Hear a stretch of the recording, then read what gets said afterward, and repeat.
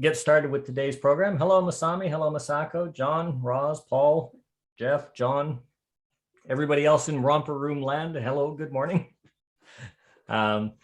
Welcome to the session. Welcome back. For those of you that were at Caller Lab, I hope you had a really good time. For those of you that have dropped from the national conventions or the state conventions that are going around at the moment, thank you very much for popping in. Appreciate it.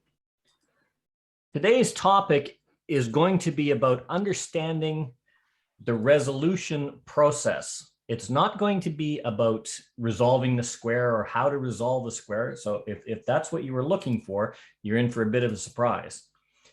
But this session actually came about based on a number of queries that came in saying, you know, everybody's telling us all these techniques to resolve a square, or if I'm in this formation, or if I'm in a cross the street box or an RBO, or I'm in a corner box, I can do this, this, and this and resolve the square really fancy. But the question arose, I don't understand the process of how we get there. You know, why are we doing this the way we do this? What do I need to know to understand the process? Because if I understand the process, it'll make the mechanics a little bit easier to understand. So that's what this session is about, is actually just understanding the process. And it's so much more than just solving a puzzle. And it's so much more than just understanding symmetry and moving dancers from A to B. If you consider 8 dancers dancing on a grid floor, okay, and this is a bit of a segue from what we were talking about, getting into choreography and understanding choreography. It means that you have a grid of 31 squares, 31 possible formations that those 8 dancers can be in at any one given time, depending, that's if you take all the possible formations going up through challenge and using asymmetrical calling. And if you do that, the number is what?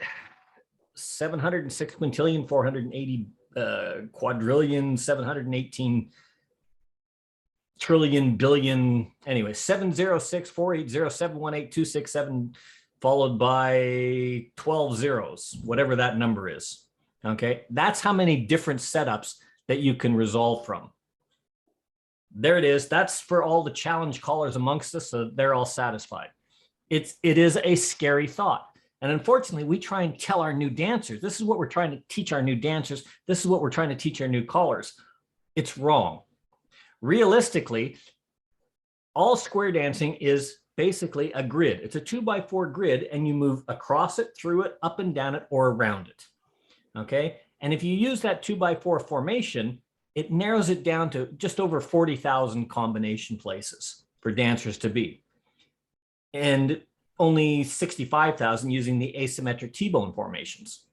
Okay. That means this is for the advanced callers that use this kind of stuff. It's a little bit tongue-in-cheek. The reality is we don't care. The dancers don't care. Callers get hooked up on this, but the dancers don't care, and most callers don't care. Fortunately, most of these positions are transition positions, and they really don't matter. So let's go back to that 2x4 grid for a second. What it means that any one dancer facing a spot is going to have a mirror opposite, who must stand in the opposite corner, wherever they are, of where the dancer you're looking at is. That applies to each and every dancer, starting in that with those 8 dancers. That reduces it by 2 each time. So now we're from, you know, this massive number right at the top of the screen to 8 people with 6 possibilities, with 4 possibilities, and only 2 options each time. 384 dancer position. That's still a lot. But let's be realistic in our calling. Let's bring it down to the mainstream and plus levels. It's important that you understand the grid, that 2x4 grid.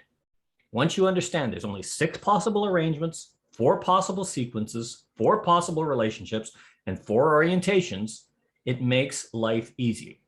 That's your third 384. And when you count them all in and you take out, you take out that formation, because you've set the formation, you've got 96 possible combinations.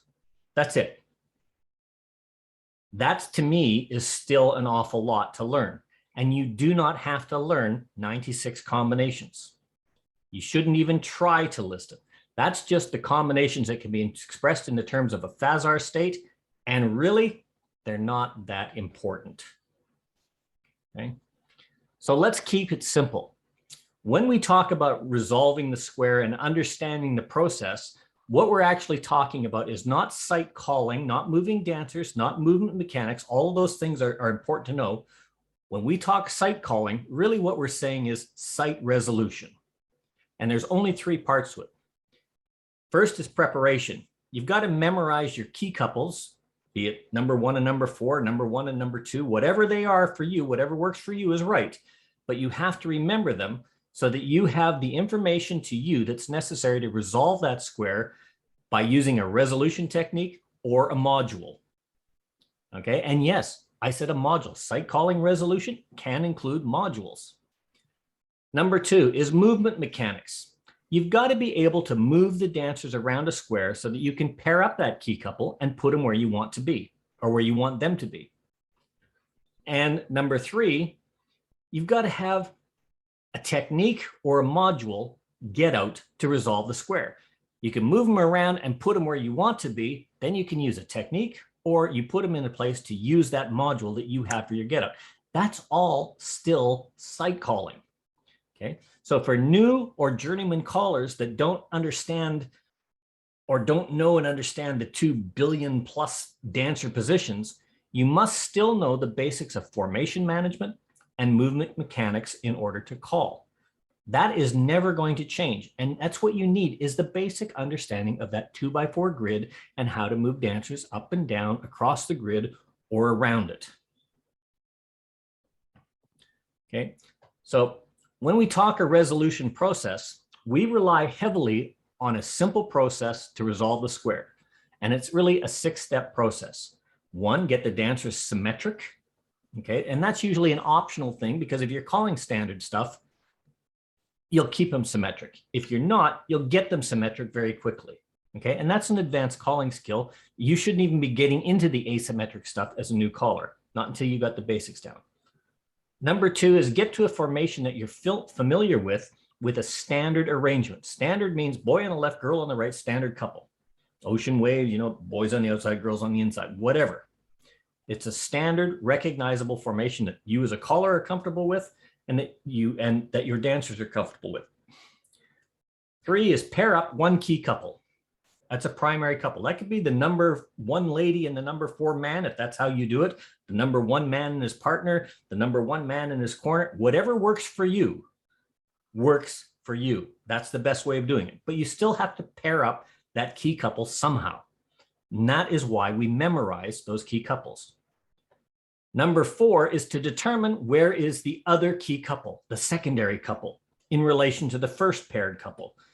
Okay, where they are, if you can identify where your key couple is, and then you identify where the other people are, I'm not saying moving around, but just identify where they are, you already know where 8 people are in that square. There's been some excellent material about diagonal opposites and how they work.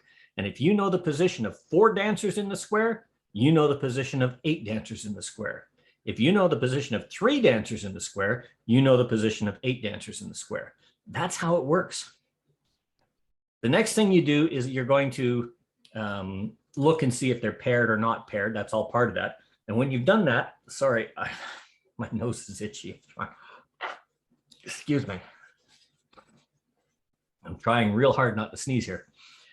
You've got to translate that formation, arrangement, or sequence to what you need it to be to get to your get out. Now, the nice thing about this is you already know the formation because you put them there. You already know the arrangement. It's standard because you put them there. So the sequence is simplified as it's either in or it's out. And from there, once you know that, you can call your memorized get out. And when I say a memorized get out, that could be a memorized technique or a module. A technique is a memory get out. You're remembering the technique and you're applying it. So let's talk a little bit about step 1, symmetry. When it comes time to resolve, you have a choice of squares to use, choose one that's symmetric, okay? If they are not symmetric, get them there quickly. try and find something that's easily recognizable for you. Okay, you notice these two figures, the one on the left over here, hey, I can recognize that, that's facing lines. This, well, it's symmetric, but I haven't got a clue what the heck that is, and I wouldn't want to even describe it, but it is symmetric.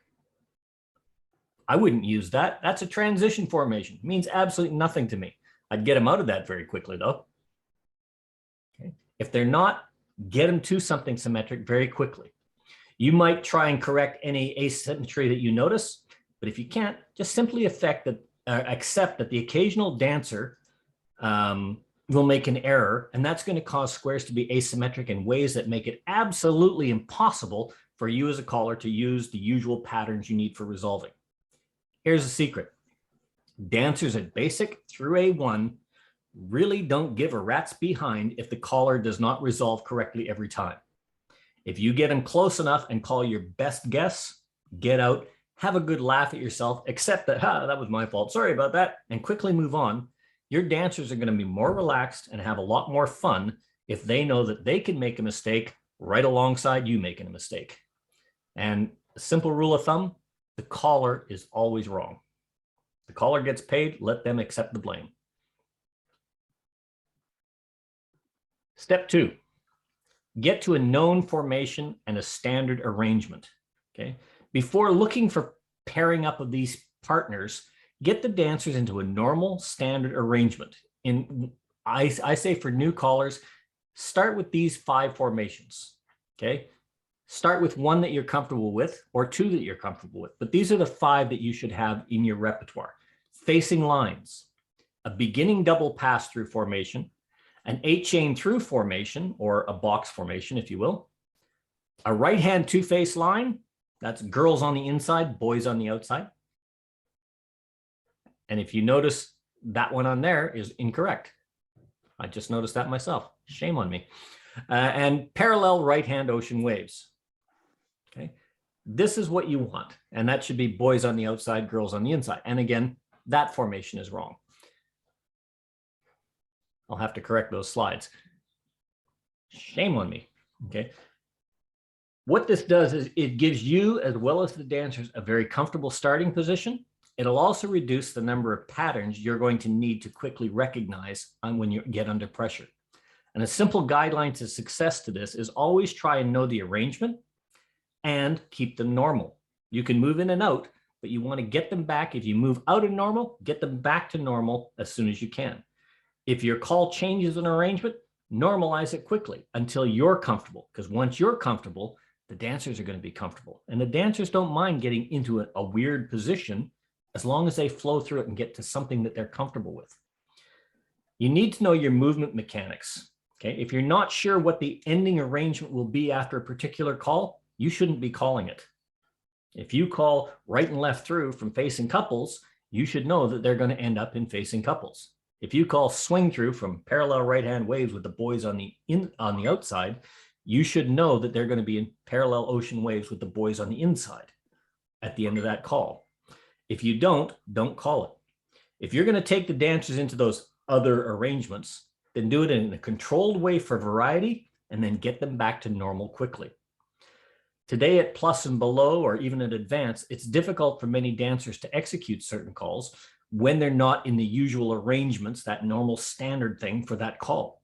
As a caller, it's your job to control the difficulty of the material that you present, and thus it's essential that you know the arrangement and choose the calls that are appropriate to the dancer capability for the group that you're calling. Knowing the arrangement and managing it is always very useful when you need to fix dancers' mistakes, especially in a teaching type situation. For new callers, if you wish to extend beyond standard applications and call into those known standard or those non-standard arrangements, you better be using modules that take the dancers in, do what you want them to do, and then take them out quickly. We had an example of that earlier saying from right-hand ocean waves, I've got the boys looking in.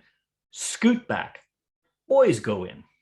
Just the center for scoot back, girls in with the left hand. You know, that's a pretty straightforward scoot back, but it's non-standard. I better have a module or something in my mind that takes them in and takes them out quickly. This is what the dancers are used to, getting in and back out to that standard arrangement that they're comfortable with. And I recommend that that's what you do when you're first starting out. Don't start using this funny extended, hyper extended, non-standard arrangements until you're actually comfortable calling standard stuff. And that takes a long time. And I recommend start with memorized modules for variety. Memorized mean you can refresh it at a glance, have it down there on your paper, on your computer, but something that's short, simple, in, out, and move on. Step 3 is pairing. When we speak of a paired couple or a partner pairing, we speak of having a set of original squared set partners standing next to each other as a standard couple, boy on the left, girl on the right. Okay, that's a much better, that's a much better layout.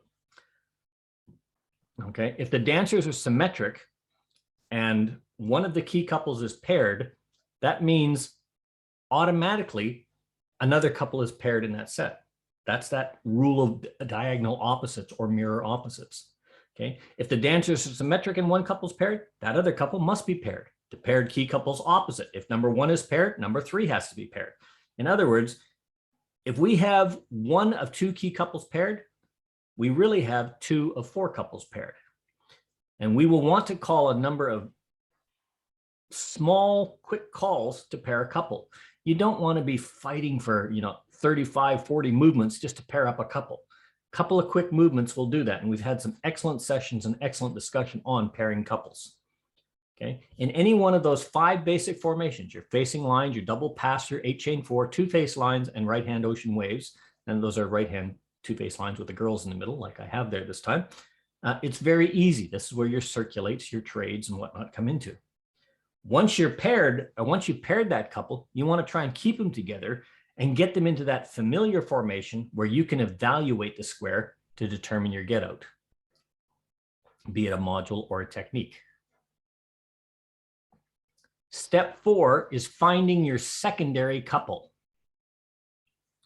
Okay. With practice, you can find both key couples and you can determine if either one of them is already paired and work from there. Chances are, once you start moving them in these formations, any combinations of calls is going to pair somebody up in your square at one point or another. However, newer callers may have trouble looking for, you're looking at all these people on the floor. You may want to concentrate on pairing only one specific couple. That's a way where you want to start. To pair one couple, you'll need to see both partners at once and call something to bring them together. Okay. Keep them together and then put them where you want to be. And there's only 4 possible places that these other 4 dancers can be. There's only 4 possible places. In that group of 4, there's only 4 places. If you look at this couple's paired, this couple's paired. That means there's only 4 possible places left where those dancers can be. And if they're standard, in a standard position, that means there's only 2 places each one can be. We've now come from 2 billion possible outlines to, in any standard formation of these 5 formations, once you've got one couple paired, there's only 4 possible places. And once you make them standard, there's only 2 possible places. Because of symmetry, the easy way is to choose the first couple facing your paired couple. And when I say that, if you look at this, try and look at them in groups of 4. Look at the couple that's facing, okay? These are paired. Oh, we want to get them out, so we'll put them on the outside. That way I've got somebody new facing. Notice this, same kind of thing. Here we've got our paired couple, the red facing out. Who do I want? Okay, I want to change it. I may want to use this couple here or this couple here. It doesn't really matter. You're only going to be looking at one group of 4. And it's the same thing over here in this 2-face line, or in this ocean wave, I should say. Okay. And remember, if you look at ocean waves are just facing couples with their hands held. Okay. Because of symmetry, the easiest way to choose the first couple facing your paired couple and see if they're matched, or in your group of 4, like I said, in a wave. The key couple paired, the other couple's either not paired, or the key couple's paired, and you're going to have the secondary boy only, or you're going to have the secondary girl only, or they're not going to be paired at all. Those are the only 4 options that you've got. Paired, not together, just the boy or just the girl. That's it. There's no other options. Out of those 2 billion possibilities, you've now got 4 options. It suddenly becomes very, very simple. But the only way it's simple is 2 things that you have to remember. 1, diagonal symmetry. 1 couple paired means somebody else is. And 2, you're working on a grid, up and down or across a square. And if you keep that in mind, it becomes very, very simple. And we're going to get back to that in a little bit. Okay. So a helpful pairing trick, let's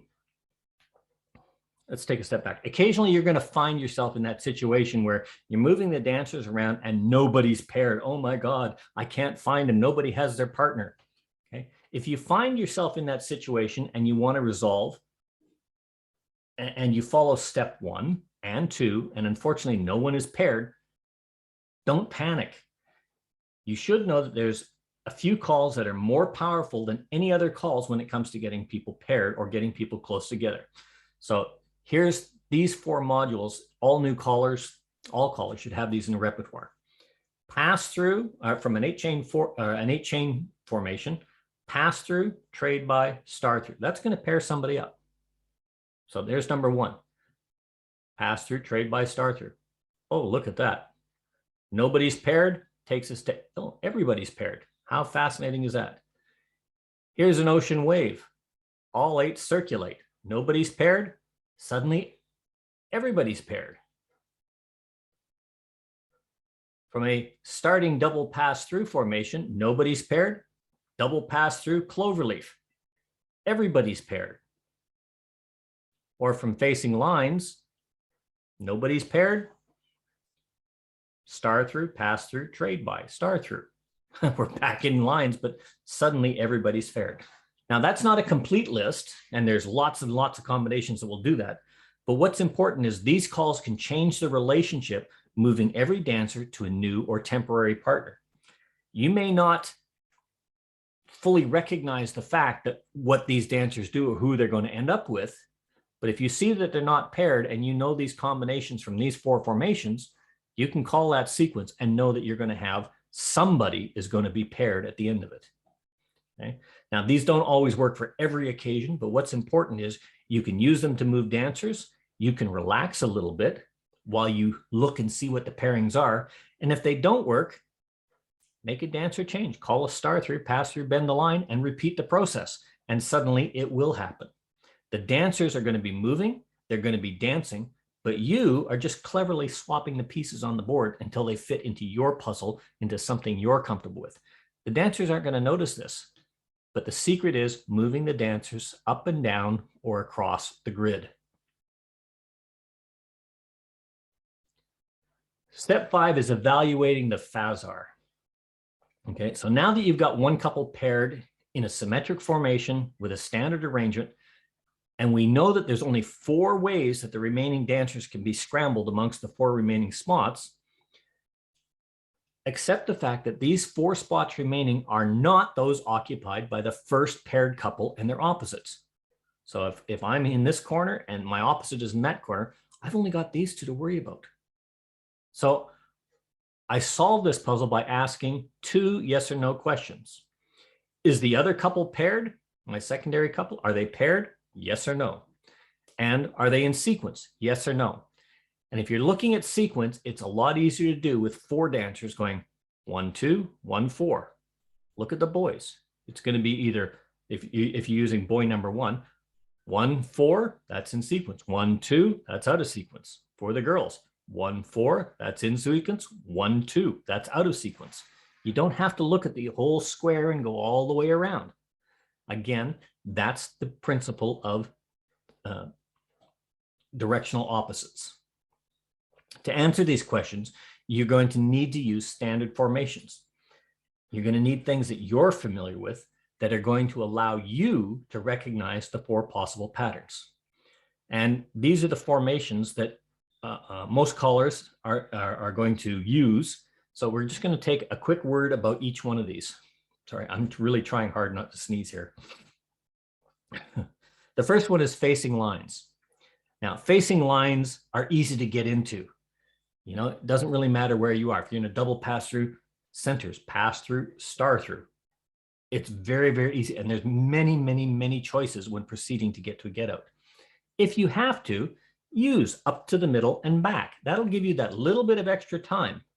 Most of the time, moving the dancers, you're going to see it happening as you go with a little bit of practice. Learn to resolve with early class level basic calls. Start your resolute. Don't look for that fancy, okay, I want to do an inverted reverse Dixie style to a swing through to a cross fold to a this, and this, and that'll get me into this line. Pass through, star through, that'll get me to a line. Keep it simple, keep it easy. You're only moving the dancers across the grid, and when you're resolving, you want to be able to resolve quickly. It doesn't have to be 2 calls, it doesn't have to be 3, it can be 10, but you want the dancers to be able to move quickly. From a double pass-through formation, again, you can resolve quickly using very few calls. This is really good because if you've got the paired couple on the outside, it's really easy to do, and that's what most people do. And if they're not paired on the outside, call a Zoom. Call a double pass-through, everybody, California twirl, whatever. Puts them on the outside. That way you're only looking at the center 4, and you can see who's looking at who. It's also one of the easiest methods to learn quickly with no experience. And pair up one couple before calling into that double pass-through position and put them on the outside. That's just a little trick. From 2-face lines, circulates and trades. And circulates, centers trade. That's going to pair up 99% of it. Centers trade, that's going to pair up 25% of it. And circulate, that's going to pair up your other 25%. And I know I've got too many percents there, but you get the idea. It proceeds nicely into facing lines or a double pass through because you can do and circulate, they're paired, bend the line. And circulate, centers trade. Ferris wheel, now I'm in a double pass through, and they're ideal using these things for those resolutions at home or setting them up into a different quadrant to call a right and left grand and a short promenade or a promenade halfway. Get used to using these formations. And the last one is parallel ocean waves. This gets a little bit harder, so make sure that you're in your comfort zone before you start using the waves. Okay, but it allows you to pair up key couples without it being obvious to the dancers. Okay, there's a greater variety of calls at the higher levels through mainstream, and it's easy to convert an ocean wave pretty much into any desired Phasar state. Okay, and you can resolve these very quickly with optimal flow and timing. For new callers, start small and build from what you know. You're going to hear me say that over and over. I've been saying this for the last 3 years in these sessions. You're going to be doing yourself a big favor if you choose one formation to start with as your method for pairing key couples. And each one of these has its own advantages and disadvantages. But whatever formation you choose to work from, it's one that you should get very comfortable with before moving on to the next one. And the reason for this is that the patterns for different formations look very similar, but they require different strategies for achieving those partner pairings. And if you try to learn them all at once, it's going to be confusing. So start small and build from what you know. Let's talk about answering these Phasar questions that I talked about. Since it can be difficult to answer both evaluation questions, and that is, are they paired and are they in sequence? It's difficult to answer those quickly. And since it is difficult to answer those quickly without a delay that the dancers will notice, try and answer at least one of the questions on the way to the formation.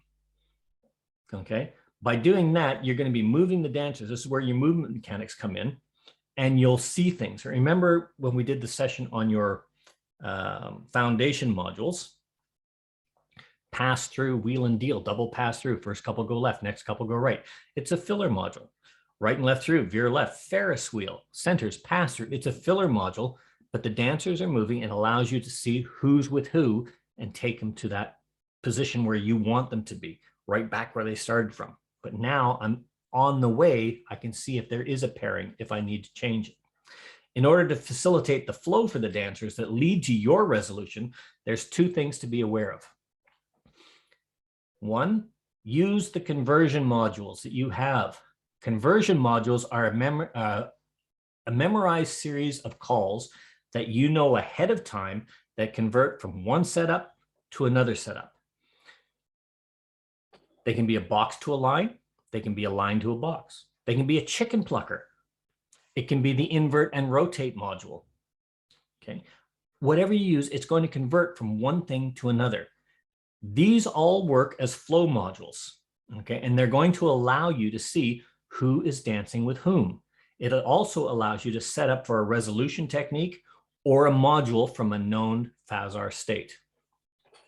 The second thing you need to know is how to modify a Phasar state. Now, this seems difficult, but it really isn't.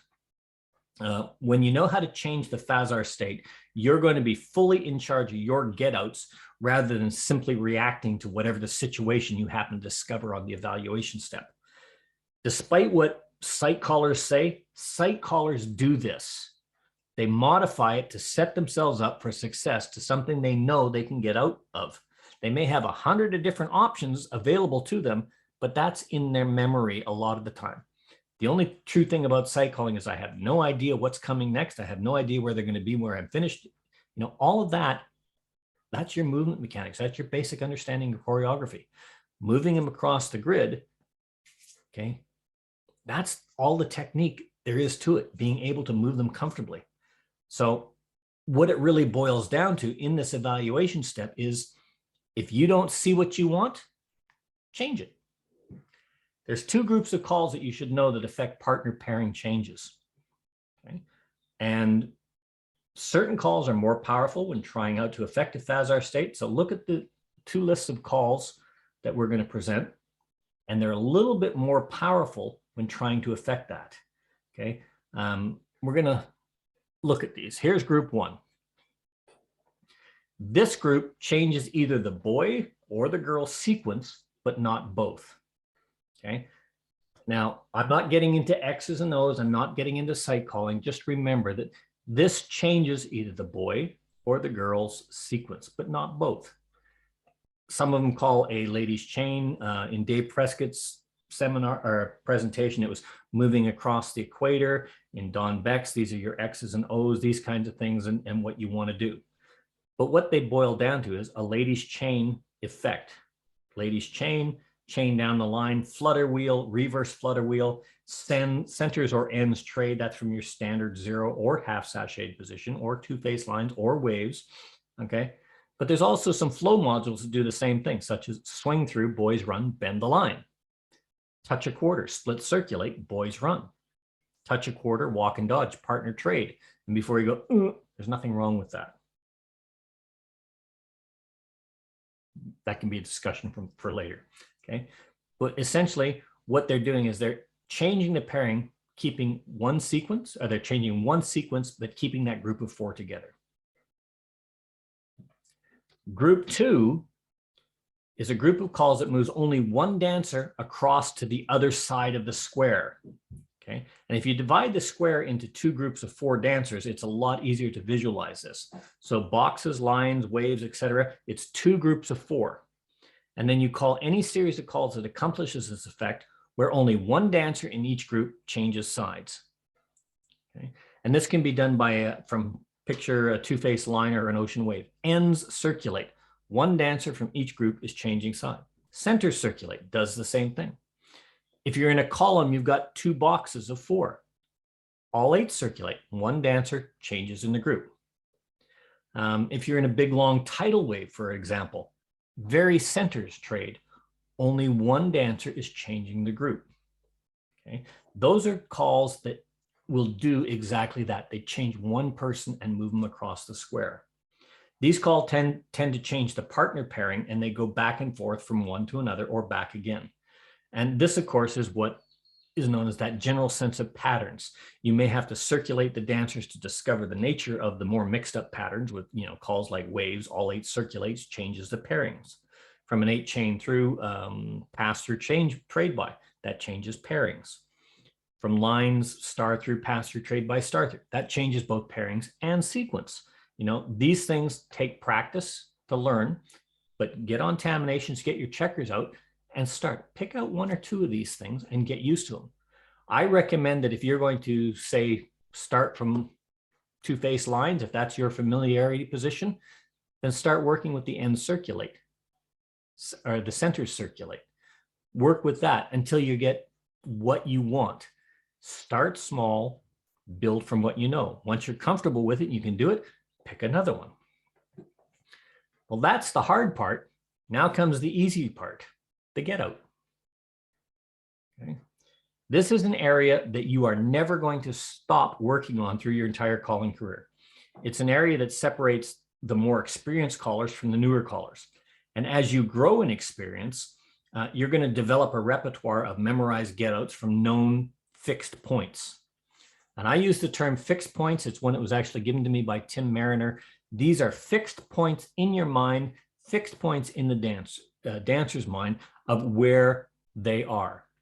And the most common ones are partner line, corner box, and RBO, or zero line, zero box, and across the street box, depending on when and where you learned it. Okay, that's where most callers start their learning, and most callers start their get out modules from those fixed Phasar points. Okay, and they learn one sight technique using those fixed Phasar points, the friends and enemies, or the box resolution technique. And we've covered those in different sessions, so I'm not going to go over them again. From there, you can build on what you know. And always remember that general rule that applies to all aspects of learning to call. Start with what you know and build on it. If you try and learn too much at once, you're only going to confuse yourself. Okay, so it's really, then this is the evolution of calling. You start with a few building blocks, then you get complicated and you get a few more things and you learn to build with a few more tools in your toolbox. Eventually you grow up and pretty soon you're building entire, whatever this guy's building, I don't know, but he's got a lot of material that he can use at his disposal. Start small and build from what you know.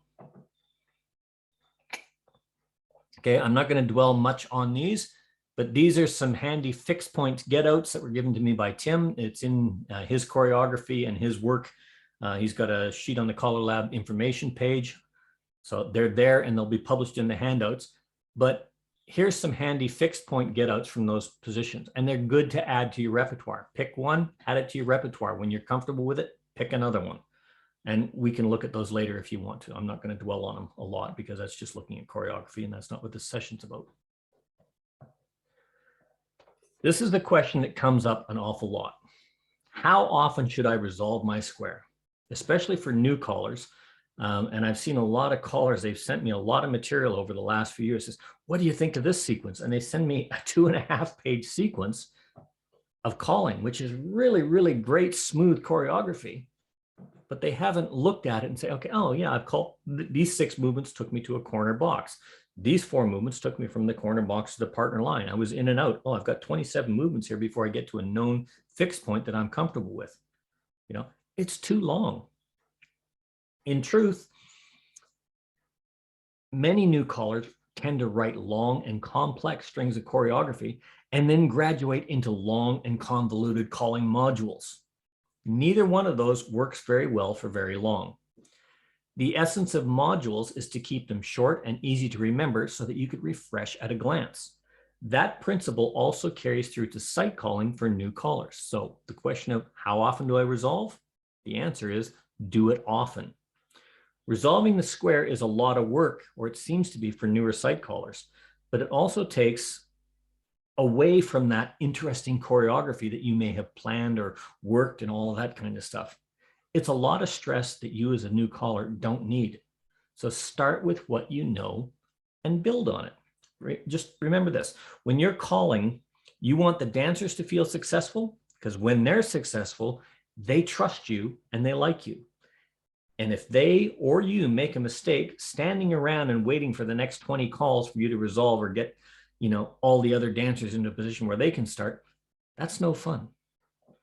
At the beginning of every tip, it's very important, and we talked about this earlier, that you call an opening sequence that 100% of your squares are going to get. Okay, it may not happen all the time, but you should try and do that. A nice, simple opening sequence that gets their ears tuned to you. Then you open with a memorized ring figure or something. Join hands, circle left. Alaman left in the Alamo style, swing through, and a right and left grand on the third hand, promenade, whatever. Four ladies chain, circle left, ladies in, men's sachet, ladies in, men's sachet, Alaman left, right and left grand, promenade home, whatever. Something that is short and it's got no surprises. The next thing you want to do is you want to follow that with an easy and short 10 to 12 moves, thereabouts maximum, memorized sequence. If you've got a focus for the tip, you want to have that in there, but you want to have it simple and danceable and very short, certainly less than 10 calls. Okay.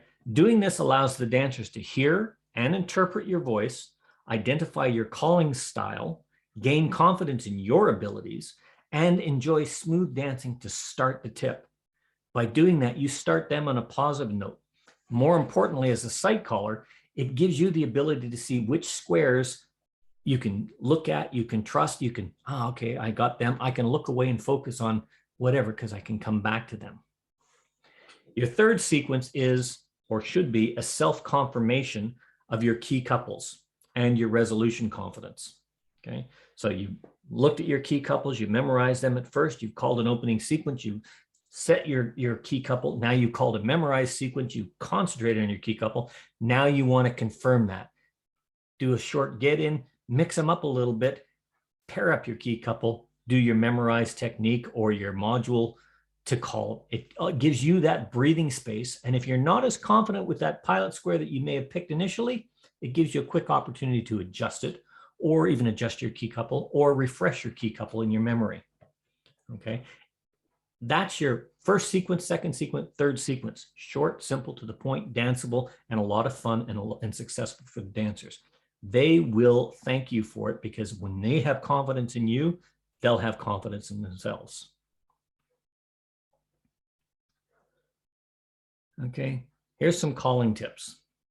If you're calling and a square breaks, resolve right away, especially when you're teaching. Okay, if you're teaching and a square breaks down and you're in the middle of a teach, resolve the square and come back to it. Everybody else can resolve. You're never that far away. Okay, if your resolution is taking too long, forget it. Just get everybody home. Just call the good old fashioned, we're in here. Okay, all the boys into the middle, make a left-hand star, pick up your original partner and start promenade home. Or square your sets. I blew that one. Hang on, let's just start that again. I made a mistake. Okay, if you do this, what you're doing is you're showing the dancers that you respect them. Okay, if you keep it in mind, fail means first attempt in learning. It doesn't mean everything's gone wrong. It's a mistake has happened. I'm going to learn from it. So square up, whatever you use. The dancers are going to know you made a mistake or were having trouble, even if it was them. But if you do it quickly, it's more professional and it'll help put those dancers on your side because it shows, one, you're being honest, and two, that you respect their time. They're not square standing. They're going to be square dancing. Okay. Study your key couple when you start. Memorize them. Some people write it down. I used to write it down. There's nothing wrong with that. Okay. But make sure you're 100% sure that you've got them memorized. And finally, start with what you know. You know your definitions. You know your movement mechanics. You know your formation management, moving from one formation to the next. You know your 6 foundation modules. That's your 0 box module. Your now I got me doing it. Your corner box module, your partner line moving modules, your partner line to corner box conversion module, your corner box to partner line magic module, your invert and rotate module, and your chicken plucker. Those are your 6 foundation modules that every caller should have because they're what is moving the dancers in and out, across and around the grid. You should have fixed point get out modules, a couple of corner box modules, a couple partner line modules, and a couple of RBO modules. You're set. And you should have one, and I mean one, resolution technique to start with. Okay, it doesn't matter which one you use, whatever works for you is the right one. But make sure it works and make sure you know it, because that way you can start with what you know and you can build on it. And you build one step at a time. For God's sake, don't be afraid to make mistakes. It's how you learn and it's how you improve. Just remember, the fastest way to slow down in your progress as a caller or your dancers as a dancer is to rush. It makes it unenjoyable for them and it makes it even more unenjoyable for the dancers. That's the resolution process. Okay. Like I said, we're not talking about resolving the square. We're talking about understanding the process that goes into resolving the square. And if you understand that process, then it makes all those technical aspects that we've covered in all of these other sessions make sense. It's like learning to drive a car. Okay. Before you get in, if I see, okay, Michael, I'm going to teach you how to drive a car. Okay, so this thing here is called the dipstick. This is what checks your oil. Okay, and then you need to put 10W30 weight oil, and you need exactly this amount. And when you turn the key on, that tachometer has got to read at a certain rate when you're idling. What the heck has that got to do with driving a car? Okay, but that is how we've come to learn how to teach callers, rather than the principle of driving a car is getting in, making sure it works, and moving it from one place to the next. And that's what you want to do. So take a step back and learn the principle of driving, and suddenly you've got the ability to move the car around the same as you got the ability to understand how to move the dancers around. Go back. Mark, were there any questions in the chat? No, I didn't get any. Okay. Now, like I said, this is a process question. It's something that, for me personally, I think that newer callers should understand the why we're doing something and how it works before we go into the technical aspects of this is the nitty gritty of how to apply it. And this is something, unfortunately, and I do apologize, it's something that I should have done a long time ago, but we got into other aspects. So let's open the floor for questions or discussions. Anybody have anything they want to say, ask, add? Couldn't have been that good. Is anybody still awake out there? Well, let me add one thing. Coming back from the Color Lab convention trip to the States, I had the honor to be seated on a table with Melton Luttrell, and he's far above the 90s. And first I thought he was there just, to get the greetings and honors from Color Lab or whatever. But he is still calling. Yep. In Texas. He's got a very sharp mind too. And absolutely. And he was in every session. In some of the sessions I was in there too. And he was very, very awake, and he was just taking care of everything. And the message I want to get clear is that you never, ever stop learning. Absolutely. And I had very much respect for him, and we had very nice talks, and very, very big impact on me to get him to know him, right? So, but the message really is clear: you never should, and you never do stop learning, right? Couldn't agree with that more. Anybody have any comments, questions, queries, points?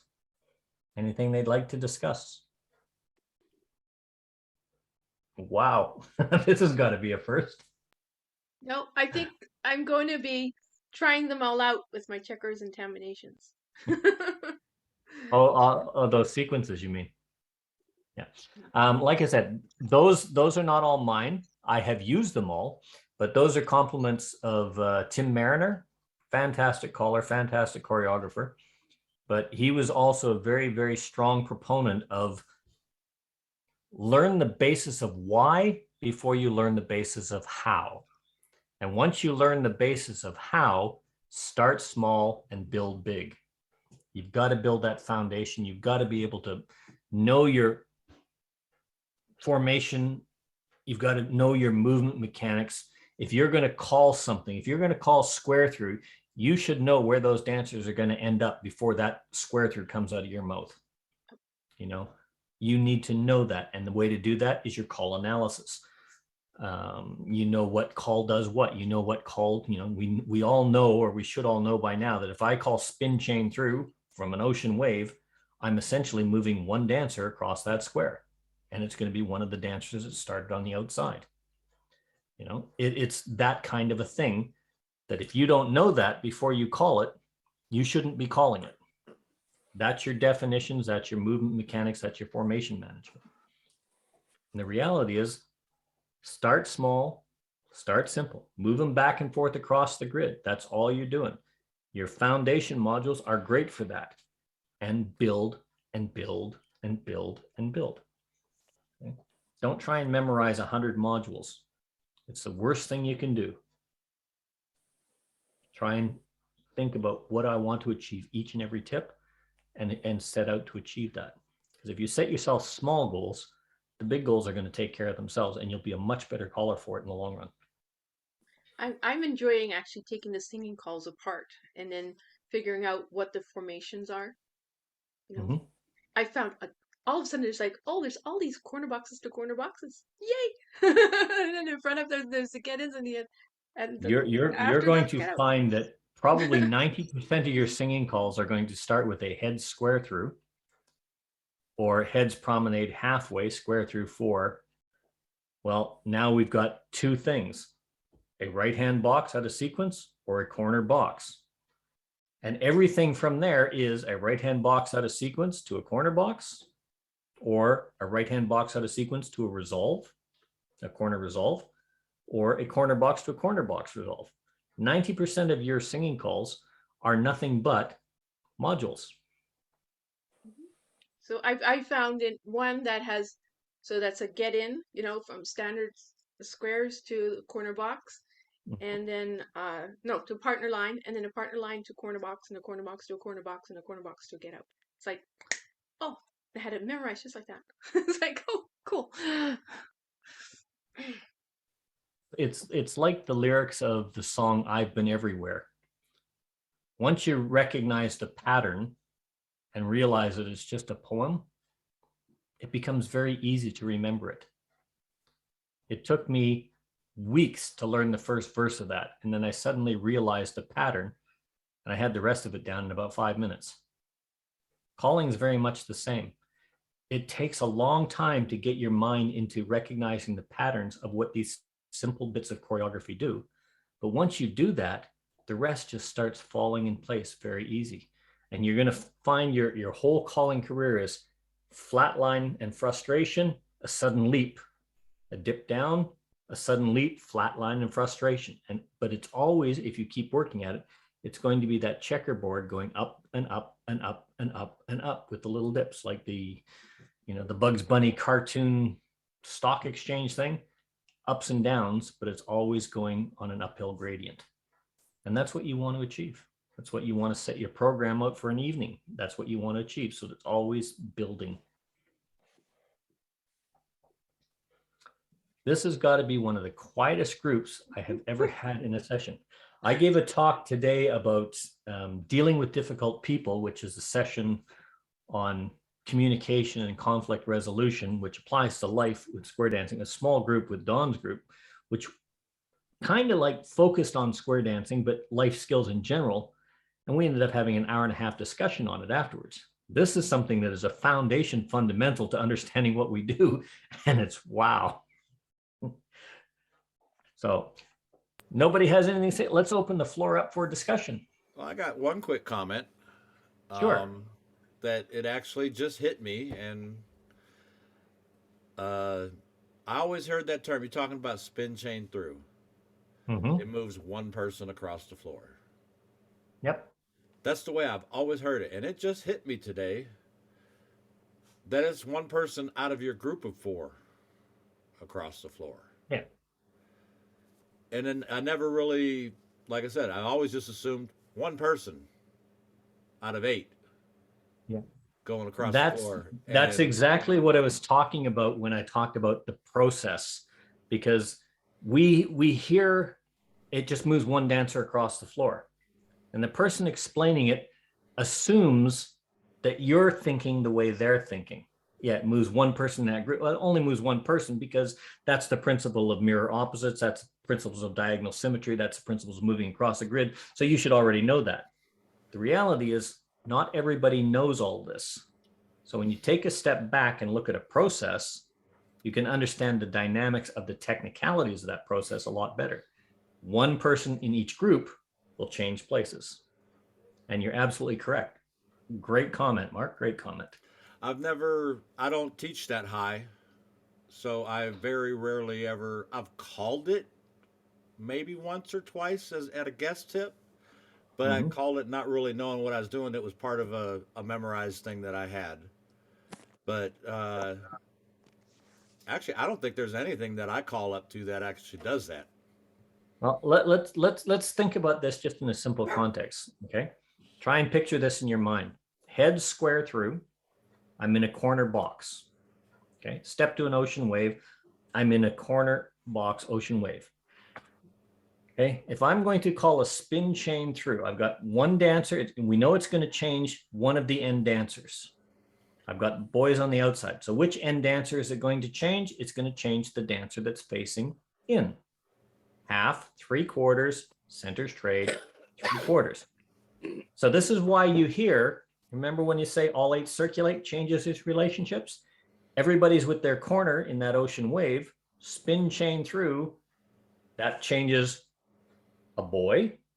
Girls circulate once, that changes one girl, because now the girls are on the outside. It moves one dancer across the square. Well, when we move 2 dancers across the square, we're in the second group. We've changed the relationship, we've changed the sequence. And if I go girls circulate, and we're back into that right hand, girls circulate twice, there's my partner. It can't be anybody else because I've moved one person across, I've moved the other person across, I've gone from this corner to right. I'll just keep her going around from the corner. The next one has got to be my partner because they're back in sequence. And there's my partner for the right and left hand or the swing or whatever. You know, it's that kind of thing. Once you start looking at it back there in that kind of process, these things are going to start falling into place, and everybody's going to have those aha moments like that. John, you had your hand up. Yeah, I often use spin chain through as a filler type movement where you want to do nothing. And so if you're in an ocean wave and you call spin chain through and then circulate, everybody ends up with the same partner that they had before. So it can be used as a time filler or anything like that, or just as gives you time to think of what you're going to call next. Absolutely. So if you think about it, if I step to head square through, step to an ocean wave, everybody trade, guess what? That's exactly the same thing as spin chain through and circulate without the flip-flop of the square. It's the same as doing 8 chain 4 without going anywhere. And at the end, step ahead, there's your partner. Girls circulate, there's your partner. That's spin chain through, girls circulate twice. Once you start putting those patterns together and seeing those patterns, your calling is going to become very, very easy for you. It doesn't happen overnight, though. It takes a lot of work and a lot of practice to see these kinds of patterns develop.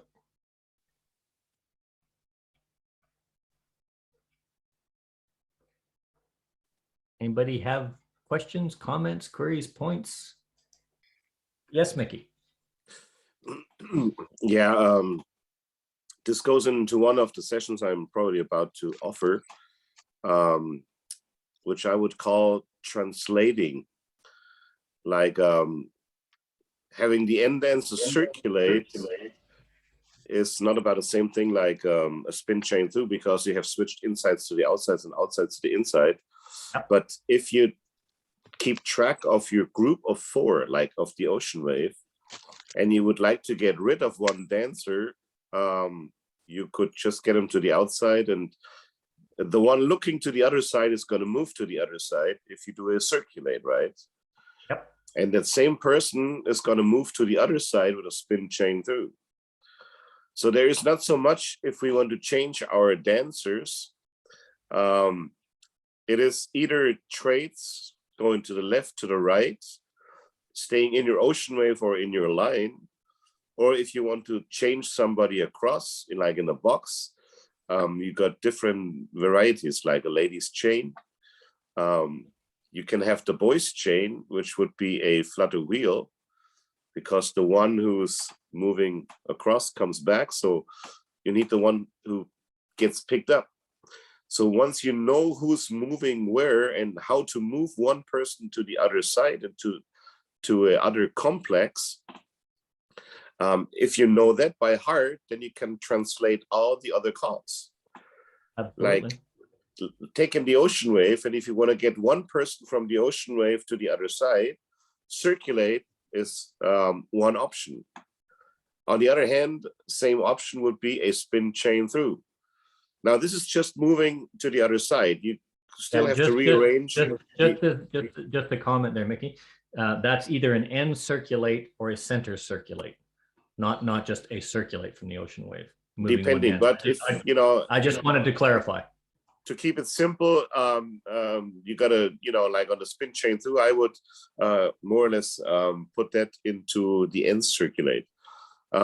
The same thing would be like if you want to get two dancers across on the other side, which are standing next to each other, the effect can be changed by a spin chain the gears, which has a double effect of a spin chain through.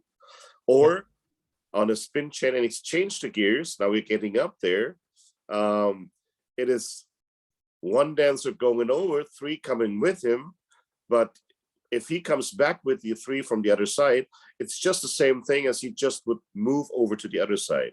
So if we can keep track of the simplest moves with circulate and trades, and then have synonyms put in our drawers, then we easily can keep track with the complicated calls, because we do reduce the complicated calls if we know what they're achieving to the simple movements that we know. And therefore I put very much stress in that you really should know your basic calls. Yeah, I'm going to just summarize that quickly if I can, or paraphrase it, I think. Understanding what a call does, your call analysis will tell you how a call works, what the mechanics are, what that call actually achieves. So, and you should know what that call achieves before you call it.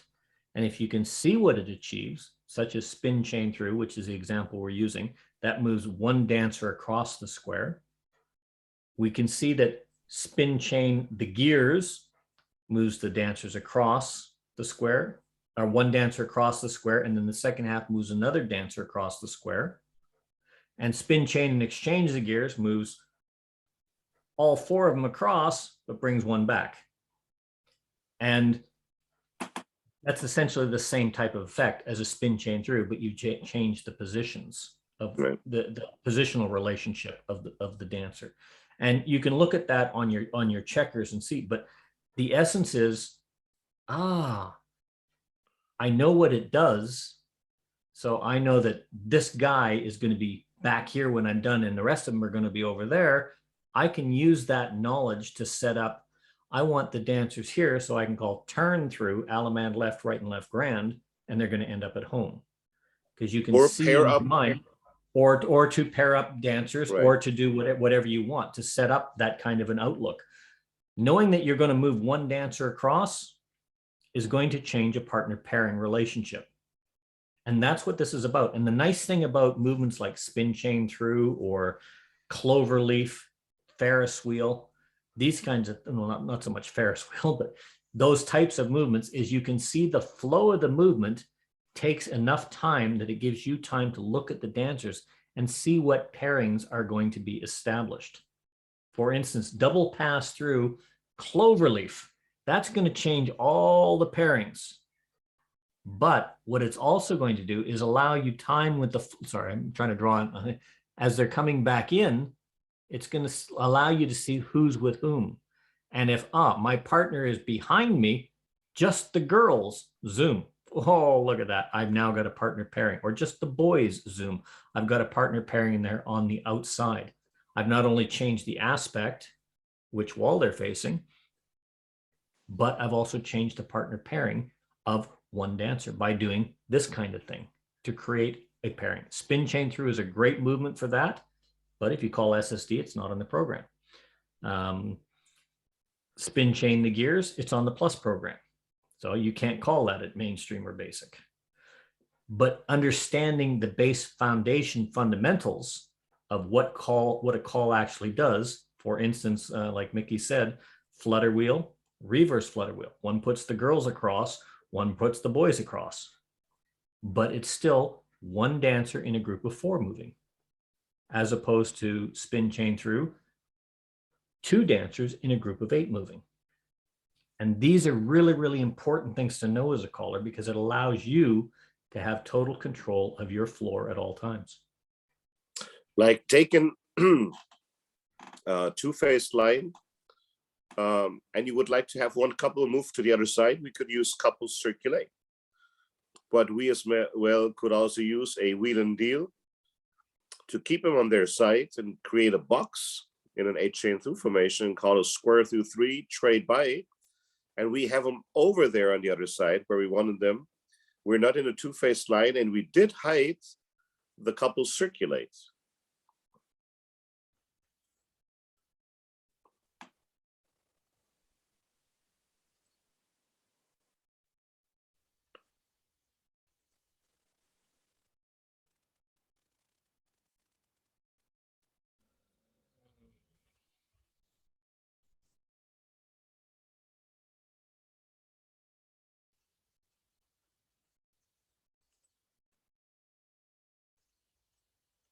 Don't worry about the setup here. And let's have the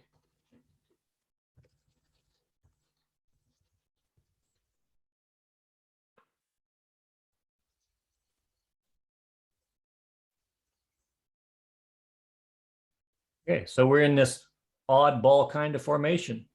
Nobody's got their partners. Okay, we've got nobody in any kind of thing. And this is kind of what Mickey is saying. If you want to move 2 across, nobody's got their partners, change your pairing. And if you remember from the presentation, all 8 circulate. Or if you want to go step by step, could we go back? Yeah. Oh, yeah. I was just saying, yeah. Everybody is there. Oh, I've changed that because nobody had anybody. All 8 circulate. That is going to pair up at least one couple. Doesn't matter what the formation or the arrangement, that it will pair up at least one couple. If you're in this kind of a situation, go ahead, Mickey. Now, this was a kind of a type fishing thing, which is illegal, of course, and is one way to maybe get something if you're looking for something you struggle in. But if you now see, for example, lady number 3 and boy number 3 said, "Ooh, they would fit neat together. I would like to get lady number 3 over to the other side." Then one way would be, or could be, to circulate. But you know, it's always circulate and stuff like that. It's too easy, and we want to hide it. And so spin chain through from here would exactly have the effect that we move lady number 3 to the other side. And we want the blue boy to stay over there, and he's going to stay over there.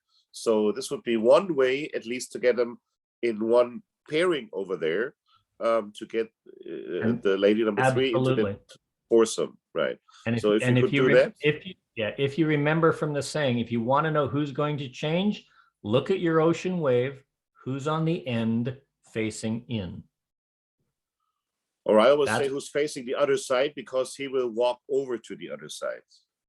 Well, I say the end dancer, because in this case it's going to be the girl, but the end of the ocean wave facing in. So if we look at number 3 lady, and I call spin chain through, helps if I put my cursor in the box. Number 3 lady, and by default we're not worried about number 1 lady, because she's already going to be doing exactly the same thing. That's that diagonal symmetry. If I call the spin chain through here, who's going to move across the square? Key. So put it the other way around. Hang on, Mickey. Hang on. Let's let everybody absorb this first. 1 and 3 boys. The boys, because they're on the outside. Which boys? There's all 4 boys are on the outside. One and The three. ones looking in. Okay. The one, okay. So putting it the other way around, the ones you do not want to lose in your foursome team, they should be not standing on the position. Yep. We just lost our couple, Yep. right? But that's easy to fix. So if we want to move another person over, but we do not want to lose the blue ones because we finally got them together on one side, we need to get somebody else on that spot on the end, looking over to the other side, which a swing through will do. Okay. So what we're saying is we moved that girl from here to here, calling spin chain through, to get her in the same group of 4 with her partner. Now what we want to do is do the pairing. We want to get, because we were looking at number 3 couple, we want to do the pairing to get number 3 couple together. And I put my cursor there. Swing through. Now they're together. We're in ocean waves. Now what we could see the next would be like, oh, we could even get the yellow ones together if we get that lady over, or if whatever, the red one. But we've been looking to the left side, so the number 4 lady could wander over, and she's on the outside, so another spin chain through would be just fine. So what he's saying is we move number 3 over. We call it a swing through to pair them up. So we know that we're going to end up with these 2, the lady facing out and the boy facing in the same wave. And we know that we're going to look at the end dancer that's facing in. We're going to move them across, and their diagonal opposite happens to be their partner. So if we call spin chain through again, number 4 lady is going to move across. And we suddenly have that. And if we want to sort it out, we can do something like boys cross fold and A slide recycle. through. And we're in aligns. We could have done a recycle would recycle. have worked, right? Yeah, all sorts of different things. Yeah. Like I said, those types of formations, ocean waves, allow you a multitude of different things. If they're ever separated like this, recycle.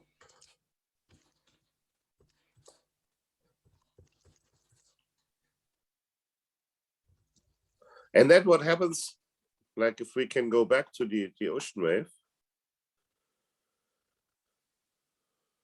Now we're in an ocean wave. Now, whenever we have 2 dancers next to each other, but they fit to the others in the other half, we always need calls which bring one dancer across the axis, which works on recycle or wheel and deal. Therefore, you do not need to have your partner next to you. You will have him right in front of you after the call. So here it will be recycled because we're in an ocean wave. If we had a 2-phase line, it would be a wheel and deal. Okay. Did you get that, what I mean? If you don't understand what's being said, please say it, because it's easy to show. If you show Like if it, it will probably be easier to understand. Okay. Okay, See if- see number 3 boy here? Mhm. If I call recycle, it's essentially, that's going to put number 3 boy facing his partner, number 4 boy facing his partner. And they'll be in facing couples.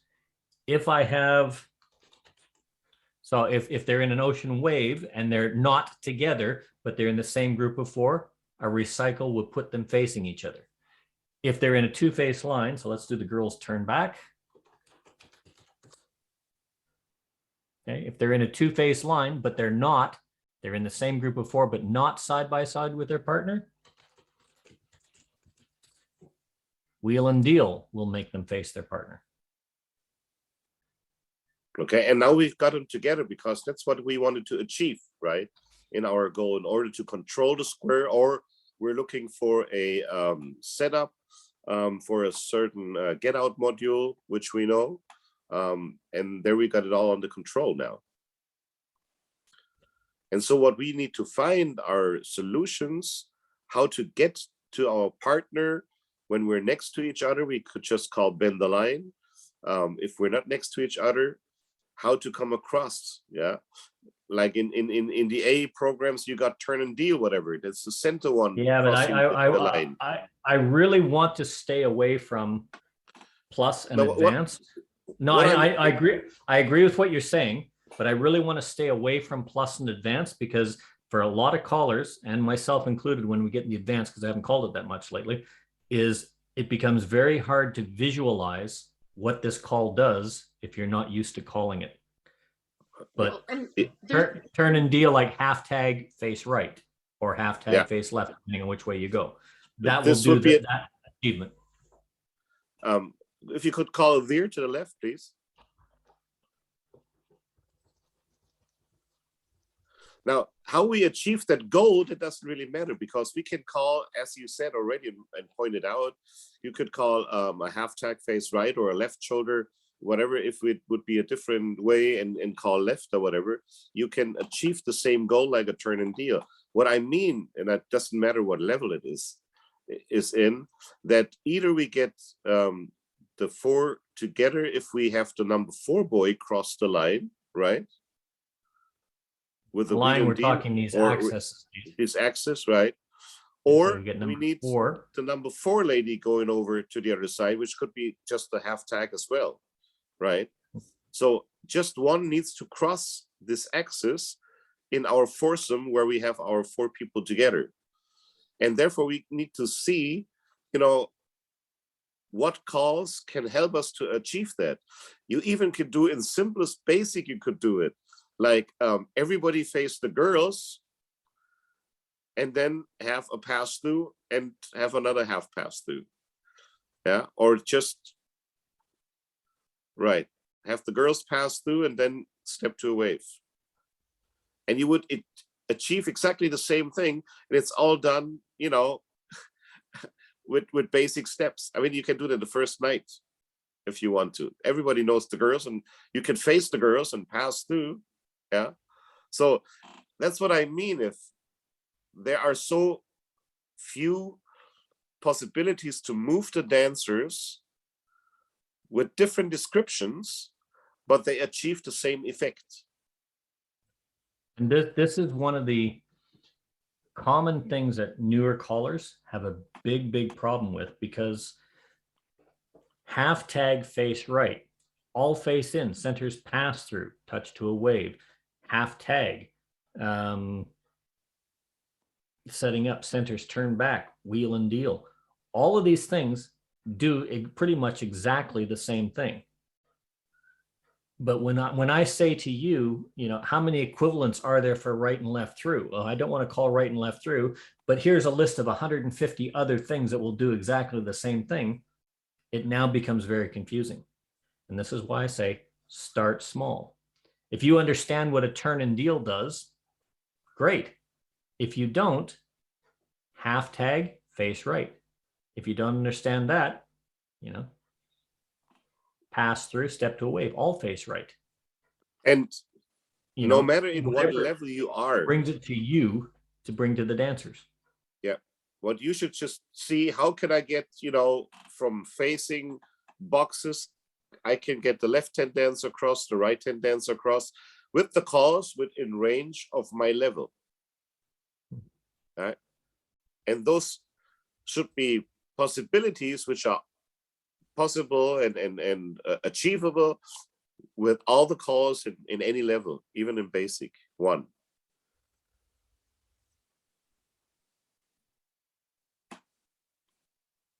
And once you are familiar with that, as Mel said, start small and build it up big, then you always can translate that to the other levels.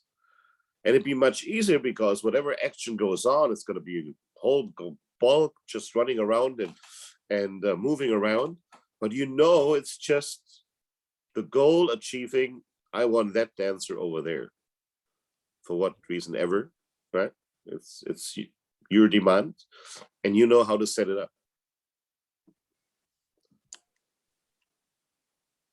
When you look at calls like this, let's just take a step back for spin chain through for a minute. We all know that the end dancer that's facing in is the one that's going to cross the line. They go half, 3/4, half, 3/4. We know they're going to end up diagonally on their own side. We know that these center dancers are going to end up on the outside. That's one way of bringing a dancer across. Another way of bringing a dancer across is end circulate or center circulate. It doesn't achieve the same footprint, but it achieves the same effect. It brings one dancer across the axis, either the red line or the blue line. The same as if I call centers trade, changes one dancer across an axis. Okay, but it keeps them in their own group of 4.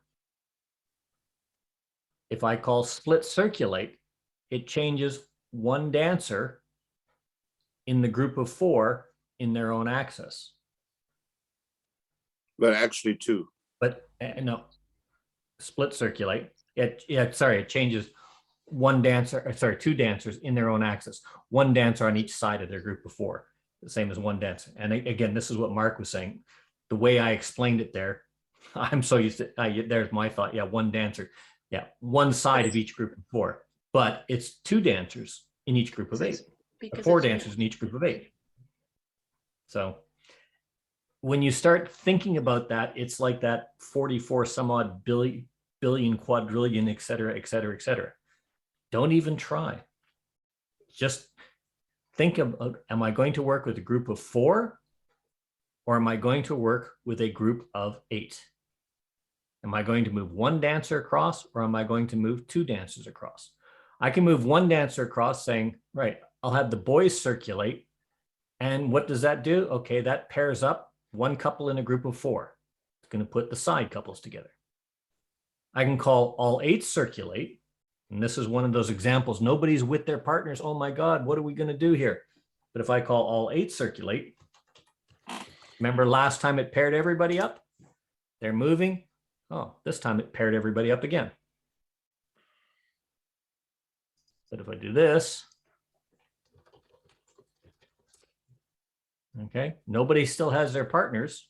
If they happen to be here, if I call circulate, oh my God, it didn't do anything. It didn't pair anybody up. What am I going to do? I've got to change an axis. That's why I said it doesn't work all the time what you think is going to happen. Can you uncirculate? Yeah. Now, if we see red and blue, now if we call a hinge, we would have them together. We have a I know. I wasn't looking for like I can call all sorts of things that are going to do this. I can call split circulate, walk, all sorts of different things that are going to do this. Boys run, reverse flutter wheel, all sorts of things to pair them up. But what I was looking at specifically is sometimes you're going to call something. Hey, remember that? Oh, I remember what Mel was saying. If nobody's with their partners and you call all 8 circulate, I'm moving 2 dancers across. Most of the time, that's going to pair the dancers up. The reality is, yes, that's true. But sometimes, like in a case like this, it's not going to pair all the dancers up. That doesn't mean you have to shy away from what you know. So you can still call. Well, your advice there of changing axis is Mickey's example of the hinge is actually that, because instead of the vertical axis, changing it to the horizontal. Yeah. But I don't want to get into calling techniques until we understand what this process is. So if I stick with that circulate, oh, that didn't work. Okay, I moved 2 dancers across. Well, what's going to happen if I move 1 dancer across? Okay, so let's try circulate, but the boys go twice. So boys circulate. And now suddenly, because I've moved 1 dancer across the axis, I have a pairing. And remember what Mickey said, if they're opposite, a recycle will pair them up. If they're not, if they're together, a recycle will put them on either the outside or the inside, already paired, and I'm ready to figure out what my resolution is. But by calling that circulate and then the boys circulate, it gave me time to set up my resolution. Great, I've got a couple paired. The boy's looking out on the outside. Great, I can call a recycle. I'm going to have a couple paired on the outside. I'm ready to look for a resolution. What's my resolution? Oh my God, it's right there.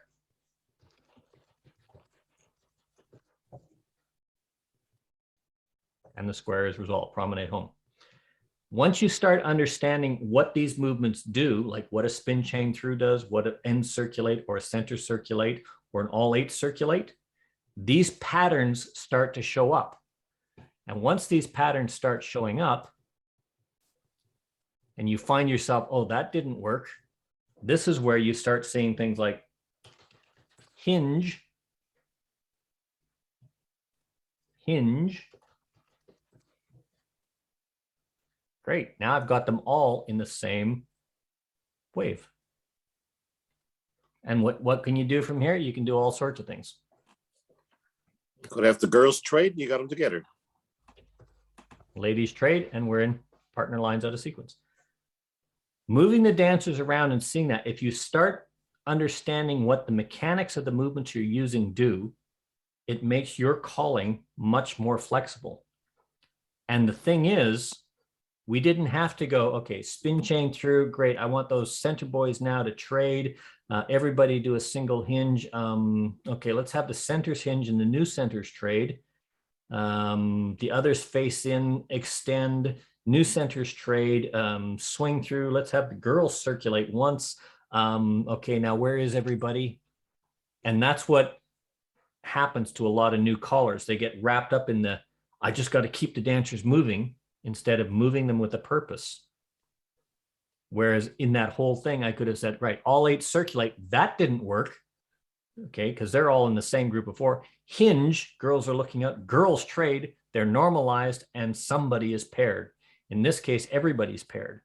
Now I want to look at sequence. Does it go does it go 1, 2, 3, 4? No.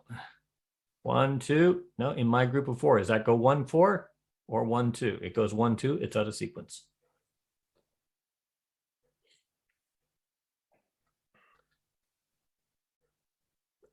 Everybody understand that? You understand that, Yolanda? Keith? Yeah. Malcolm? There's a lot of complexity in moving the dancers. And as Mickey said, once you start seeing this, it becomes apparently so simple. And it becomes so simple when you're in a class and you see it happening in front of you and it's right there. Until, of course, the class is over and you go and get a coffee and you come back and say, what the hell was that guy talking about? It doesn't work anymore. And we've all faced that because it takes time, it takes practice. And this is why I stress, start small and build on what you know. Don't grab that full page of Tim Mariner's get outs from the 3 formations. Maybe pick one from each. Or pick one from only one, if that's where you want to start, and work with a corner box. Then pick 2 from a corner box. Then use those 2, get used to it. Then pick 1 from a partner line and your 2 from a corner box. Start small, build big. Practice your sight resolution, which is what Mickey's talking about. If you understand that, hey, they're in the same group and they're not with their partner, girls turn back, wheel and deal, or a wheel and deal if it's a 2-face line, or a recycle. They're going to be facing the partner. Slide through and they're in lines. If they're in an ocean wave and they're together, recycle. They're paired on the inside or the outside. The more that you, oh, go ahead. Could you go back a couple steps, step by step? Okay, so we were in this. Stop here, right, right.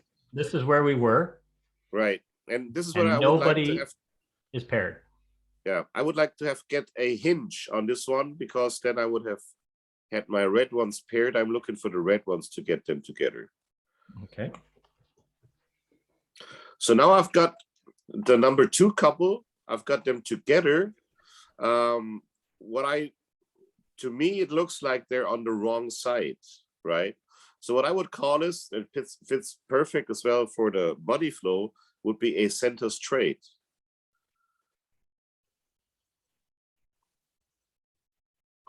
So now I see that the others are more or less in a sequence where I just could call the ends circulate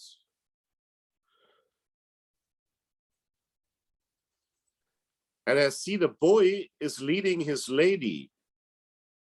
So if I do another circulate, Just the ends or the everybody? the ends, just the ends, yeah. See, I didn't change the thing. I had that one coupled together with that hinge, and it was a different setup. And if I do another circulate now for the ends, I can adjust the ends. I can have a gimmick now because I had worked the others around each other. And now take a look at the pairings. Everybody has his corner by the hand. If you all would call everybody face to an element left, you would straight run into a right and left grand. And all I did is I got the center couples together. They were paired up. They were in the right constellation regarding for partnership to get normal. And the others, I just worked them around them. They were already set up perfect. I did not have to do a zoom or whatever, or an ends trade to get them in the real order. It was the girl, because we're going clockwise, was chasing the boy, which is exactly what we needed. So if those are ideas that you worked with or get acquainted with, let's put it that way, that we need certain dancers following certain dancers. And if we can achieve that goal, and we always can have that by circulating around the outside or even in the inside, then we can work with that and have a simple get out and work that really on the fly. We got that one couple together we needed, and all we needed to find their corresponding corners.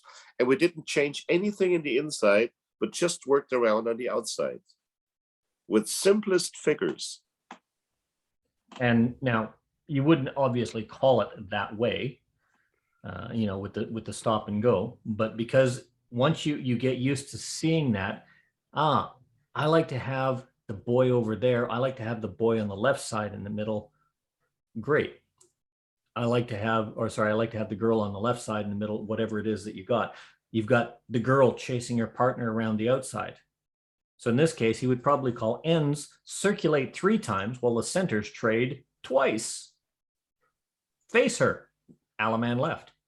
Right. You know, that little gimmick and expression, instead of end circulate, end circulate, end circulate, centers trade, face your partner. But even then, you could make a gimmick out of it, like, you know, for the dancers, that's going to feel like, okay, he's struggling to find it. But if you say it and you see it and you say, I want the ends circulate 3 times and the centers trade twice. Now face her, Alaman left. Then there you know, where the heck did that come from? Because the dancers aren't looking to see who's where. They're busy thinking about where's he putting me? You've got control, and you're not doing anything. You have an uncommon arrangement, right, for this. And I probably even would call it like, you know, end circulate, end circulate, end circulate. Okay, face her, element left.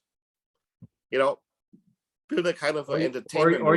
Or you can do one that I stole from Mark. You get yourself in that situation. Ends. See that person in front of you? I want you to uncirculate backwards. Walk away from them. Well, instead of circulating 3 times, you're just circulating once, but you're backing up. It is a stupidest gimmick, but if you use that once, maybe once a year, the dancers will laugh. If you use that every night, the dancers are going to start throwing chairs at you. Yes, Chris. Right. Okay, I want to say 3 things. The first thing is just a general piece of advice, you know, to people who are still working on moving the dancers around and seeing, you know, these simple effects.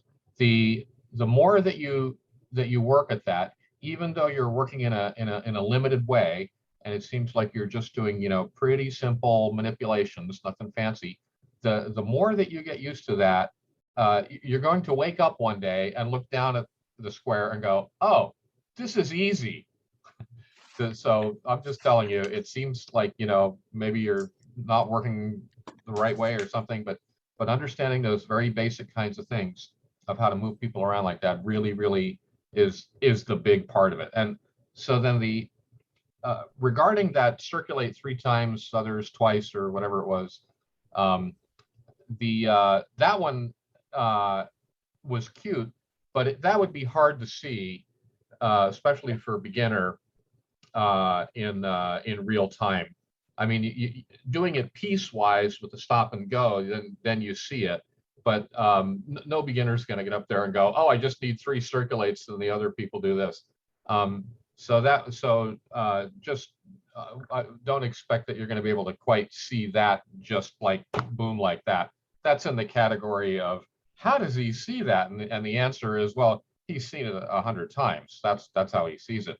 But the basic idea of just, moving the people around with the circulator, the hinge, or whatever, that's really the key thing. And then the last thing that I want to put out there, and I don't know, this might be, I'm not sure if the other guys are going to agree with me on this, but I'm going to throw it out there. When I'm site calling, I don't look for the corners, right? So like if when I start out, and I got to memorize some couples, I look down at the square, and I'm really trying, if I can, to only learn 2 people. So let's say look at the number 1 couple, because we all look at the number 1 couple. And I'm going to talk about boys, but if you're a woman caller, then you could be focused on the lady. It doesn't matter. Same principle applies, completely the same. When I look down there, I'm not trying to learn 4 people. If it's possible at all, I'm going to look at that number 1 couple and say, oh, that's Bob. I know Bob, and he's dancing with his wife. And that's all I need to remember. I don't have to think real hard about who she is or anything like that. I mean, this is in a situation where you can take advantage of this, and you always want to try to take advantage of this, no matter if they're in the square right in front of you or different couples mixed around different squares or whatever. You're always looking for something easy to remember. So I'm just going to give an example of like the easiest possible thing that you luck out on, which is everybody's dancing with their partner, or close enough that you can remember the couples. So I look down and I see a couple, the number 1 couple, and then I look over and I see the number 4 couple. But I look at them as couples, and I really never think in my head, Sally is Bob's corner. I never think that. I just think Sally's over there with her husband. That's a couple. I've memorized one thing, which is Jim and Sally are over there. Like they always go together, and they're over there. And Bob and Jean or whoever's wife is there, they're the number 1 couple. So I just remember the 2, and I remember the orientation. I remember that which couple is to the left or the right of the other one. I remember the sequence that way, but I never actually think explicitly about the corners. I'm always just focused on the couples. And so when I'm looking at the patterns to see if people are close to each other, whatever their orientation, they might not be a couple. They could be, you could have one of them at the the normal thing would be one matched up on the outside, and the other ones are together in the other axis, right? They're back to back in the middle, because you're going to do an Alaman left. So I see the grouping, but I don't really focus on that's the corner. I focus on that's 1 couple, and that's the couple that's got the corner in it over there.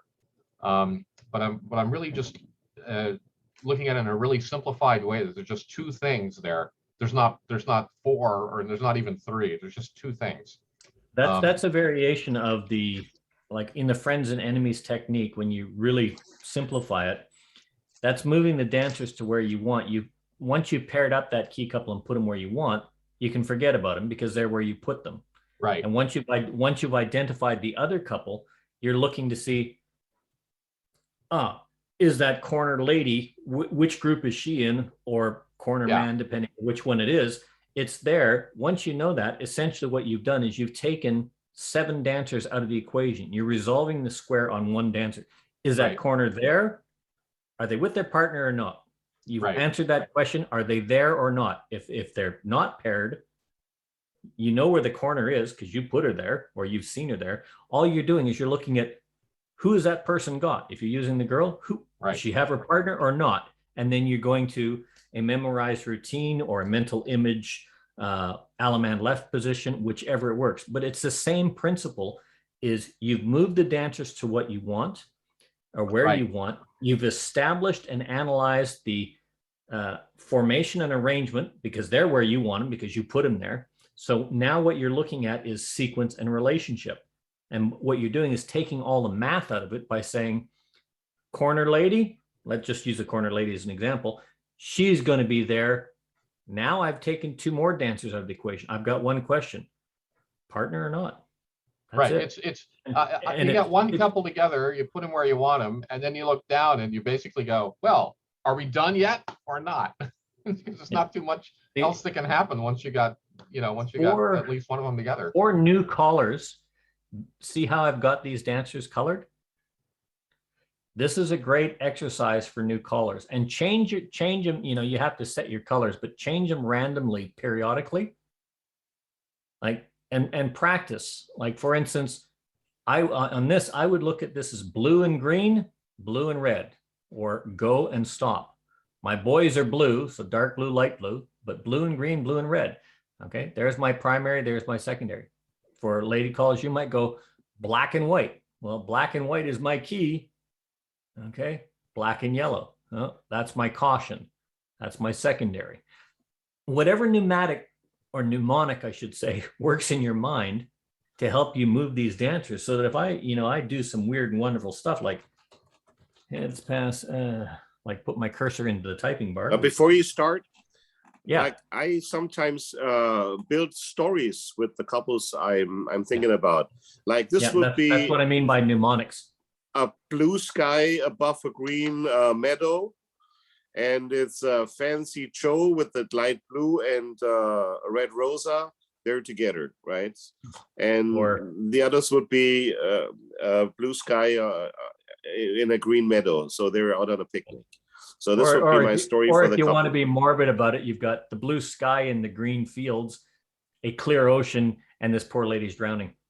Yeah. if you're not that creative, that may be silly, but I guarantee every one of you is going to remember what I said there. Now, so I never get that creative.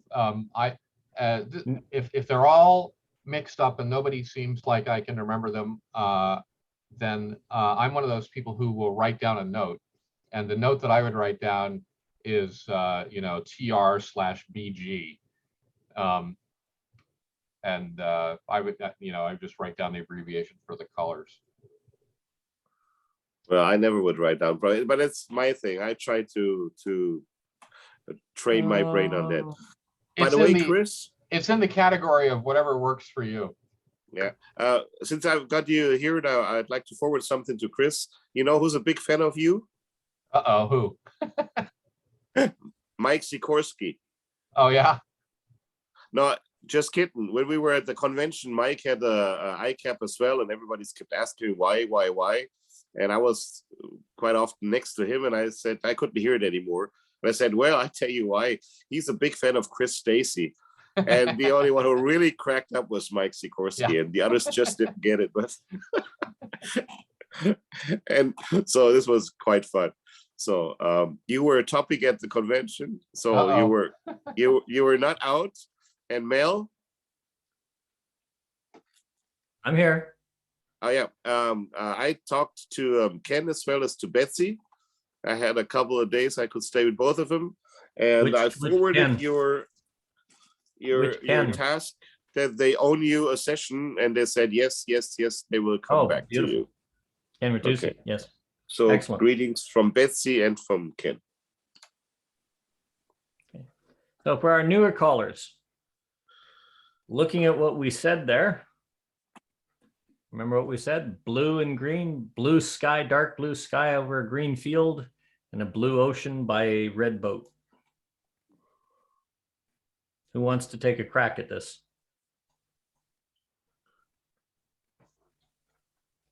I could go the old army volunteering way.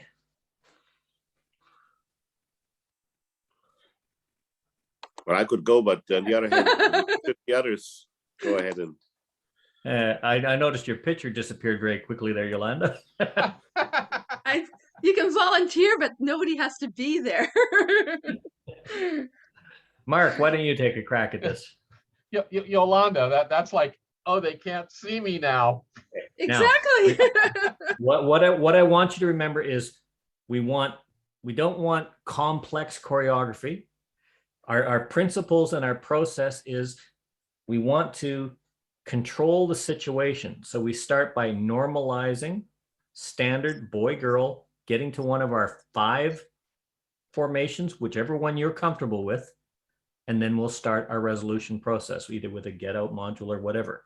So the first thing we want to do is we want to try and normalize this into something that we know.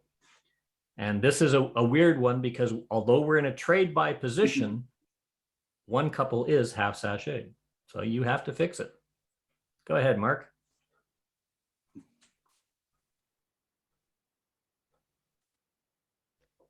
Okay, now your dancers are having a real hard problem hearing you.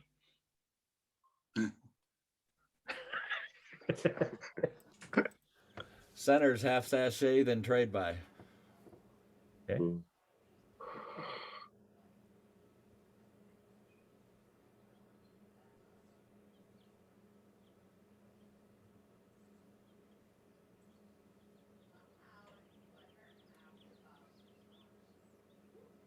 Now, are you comfortable with this position? Boxes? Thinking Alaman left.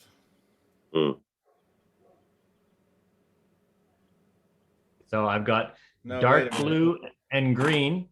I've got blue and green, blue and red. That's my partners.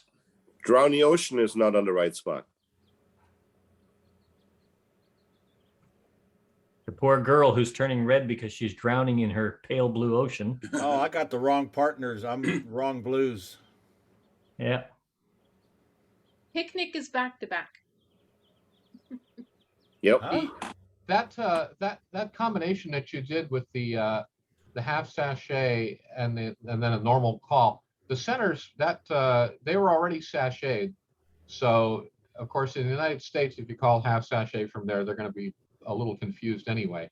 But that was that was good in that you used really simple calls to do it, but it was kind of a calculated thing in a way. The first thing that I saw when I looked at the setup that we had back there was that one of the couples was together in the middle. And so the way I analyzed it was I said, oh, some people are in the middle together, right next to each other. I can do something with them. And then I'll worry about getting the people on the outside, because I could see right away that they're at opposite ends of the universe, and somehow I'll have to get them out there. Now I immediately thought of a combination call that'll put them right exactly where I want them. But I'm not even going to say what it is. But you might think of it. But the key thing is that I looked in the middle and then I looked on the outside to see where the outside people were. And yes. Mel, can I have a go? Yeah, one second here. One of the things that I want to point out is, Chris, because you've been doing this for a long time, you go to the pairing, you can see that pairing right away in the center. But that's when we're looking at the process, because Mark is brand new, he's not comfortable with that pairing in the center. I want to get to a comfortable formation. I did want to point out one thing. I was actually quite impressed with the center's half sachet. And the reason I did that is coming off that wheel and deal and a half sachet is beautiful flow, but you have to call it and you have to time it. Centers wheel and deal and a half sachet bring the boy in front. If you call it like that, they cannot help but succeed at it. And it's just that little bit of weird differentness that it's only the center four that they're doing. Boy in front, they're going to go, where the heck did that come from? That's where their mind's going to be. They're not going to be thinking, whether it was intentional or just, really, if they really have the good luck. space, that's another thing. If they have the space in the center. Yeah. Yeah. And that's why I said you'd call it, your timing would have to be good. Wheel and deal, and the centers half sachet, boy in front. You'd have to give them the call before they finish that wheel and deal, so they automatically breathe out to get that space. Doing it from a stop, forget it. Now that cool flow analysis, if you're a beginner, you're not gonna see that in real time like that probably. But when you're working your checkers, or when you're even better writing material, even if it's material you're not really going to call, but you're just practicing, essentially playing with checkers, only writing it. When you're doing a writing or thing, those are cool things to really think about. When you can stop and have time and you go, oh, I want to sashay them here, and then you can think about, well, with that, how would that feel, and back up. Oh, that was a wheel. Oh, that would be cool. Yes, we'll write that down. Yep. So even though you don't see those things necessarily in the exercise here, where it's like, hey, resolve, those are good, really good things to think about when you're at home practicing, when like when you're writing. And Can I one of pick the it up from here?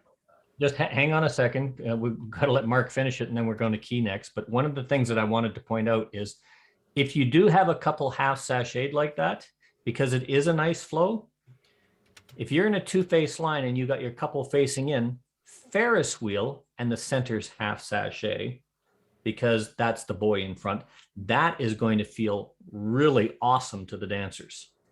And because it's a Ferris wheel, they're going to make that room in the center, and it'll pull in. Wheel and deal. But it's got to be a left-handed two-face stand. Yeah, Gotta be it careful. does. Okay, so Mark, you want to finish this, and then we'll get Key to do something. And then we'll go to Mickey. There we go. Okay. Mark, you So- want a hint? No, he doesn't want a hint. That defeats the purpose. Remember, here's a paired couple. You're dark blue and you're green. They're paired in the middle. But these guys are also looking at each other. So we want to bring somebody across to somebody, don't we?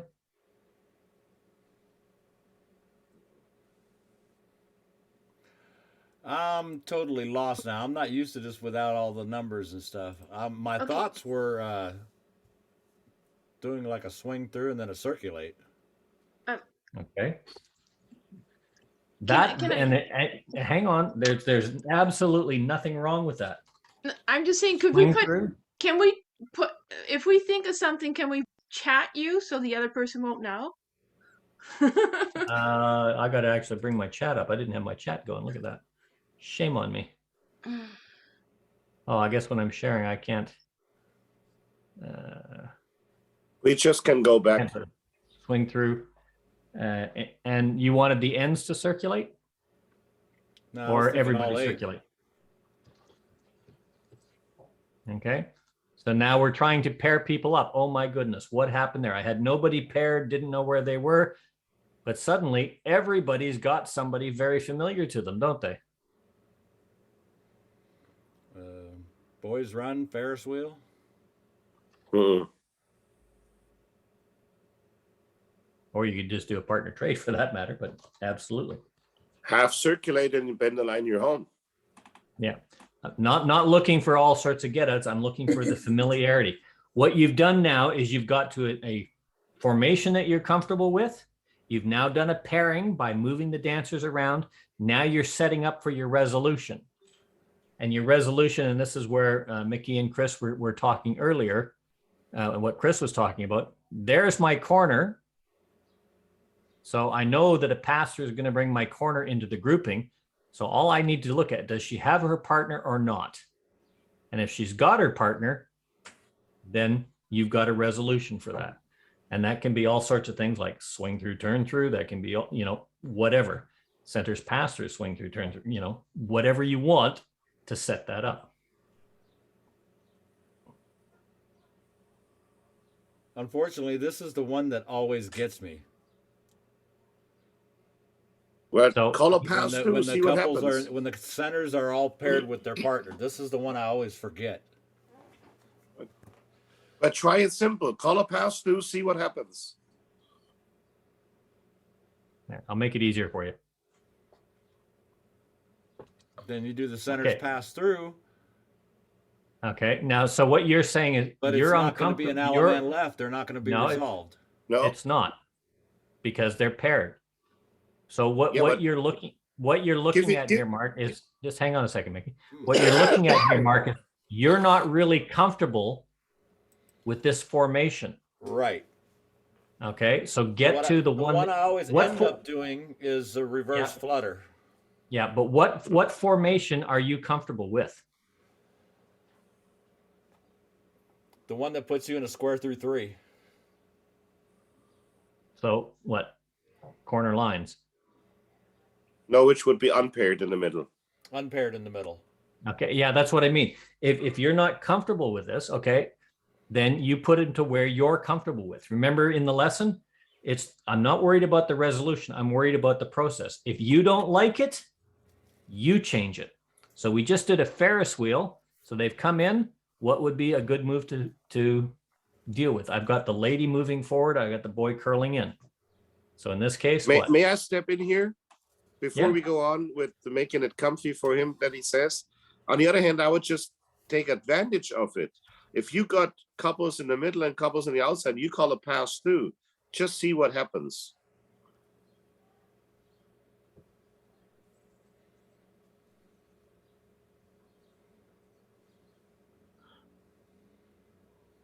Now, you cannot call an element left, no way. But if you call a circle to a line, then you either in or out of sequence, and you know your way from there.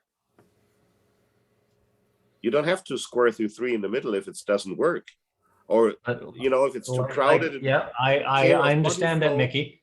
Yeah. I understand that, but I'm not looking for 100 resolutions, because I could also just call, use the general I've given rule. Mark a hint to. Yeah, I know, but take I a can situation also, which here's another uncomfy hint. for him, so he can use it. Yes. So he doesn't have to fear it anymore. Going So through. there is a resolution to it. Well, okay. That Mark? I can do center, swing through, and turn through, or I can do pass through, swing through, Yeah, but turn through. that's It'll do the same thing. But again, what we're looking at is we're not at that stage of, if you have the centers pass through and circle to a line, that's another combination. What the essence of what we're trying to achieve here is, you're not comfortable with this formation. If you don't like it, you're in control, you change it. And you said you like to use this one.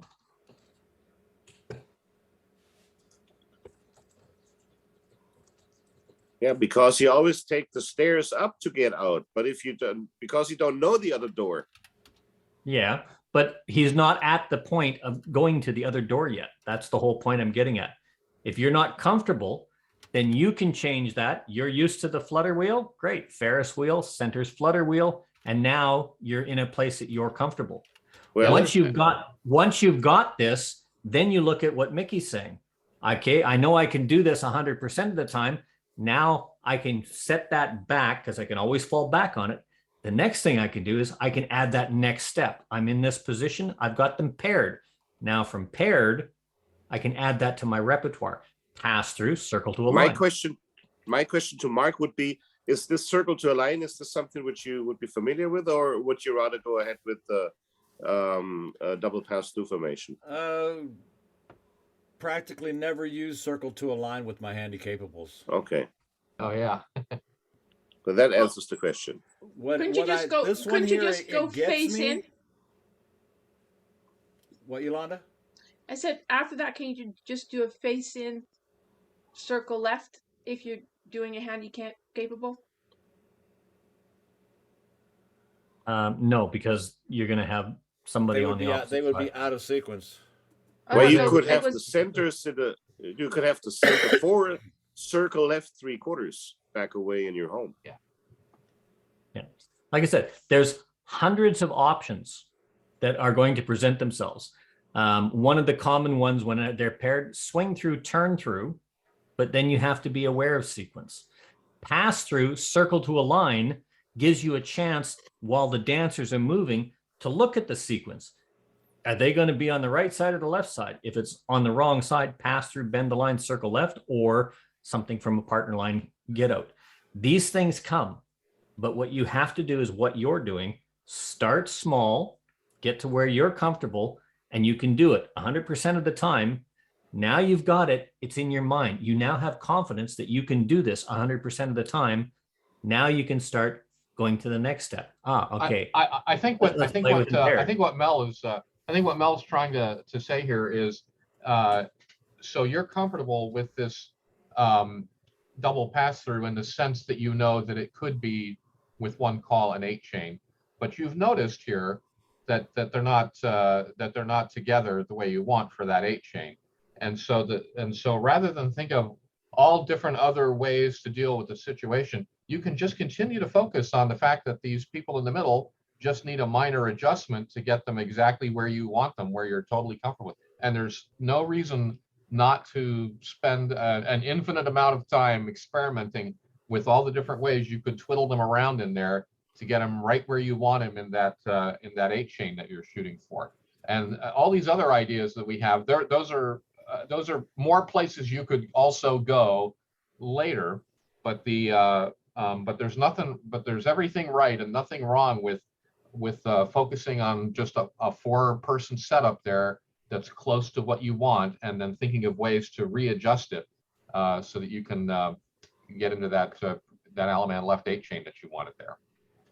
Yeah, I'm always shooting with my handy capables. I'm always shooting for the centers pass through to end up with a centers pass through and an Alaman left, or a square through 3 and an Alaman left. But every once in a while, I get them into it where they're paired like that, and then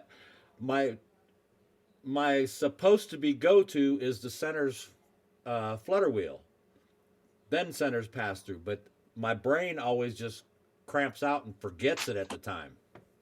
I'll give you another one just to put on your list of twiddly things you could do there. After you did that Ferris wheel, if you noticed that they were paired together, right? And so and you wanted them not together. So one way to do that is if you rotate them, and then so I'll just tell you what I'm thinking there. It's sweep a quarter, center sweep a quarter, and then star through. Because that sweep a quarter is going to set you up to mix them the way you want, to switch them up, and then the star through, of course, is another easy call. I don't know how good the handy capable are on sweep a quarter, but well, I'm working on that with them, but that's one of the tough calls for them, because hard in a wheelchair. When it comes to the quarter, sometimes I'll get the quarter, sometimes some of them are trying to go halfway around, and it doesn't always work out that well. It's a work in progress. Yep. Mel, did you get rid of the old routine? No, I've got it saved. I want key first, then I'm going to paste it back up for you. Oh, okay, thank you. Okay. So key, same kind of thing. We're looking at the process, and the process is get to them to a formation that you're comfortable in a standard arrangement. Then you do your pairing, then you do your key. In this case, you've got somebody paired. So what's a comfortable formation for you to play with?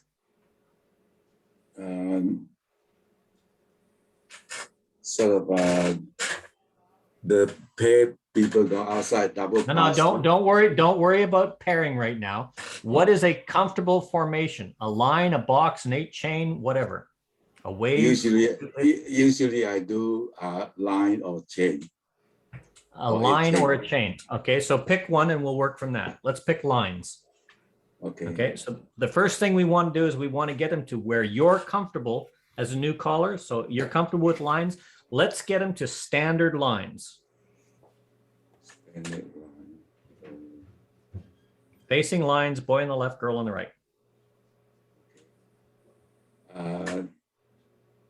Center pass through.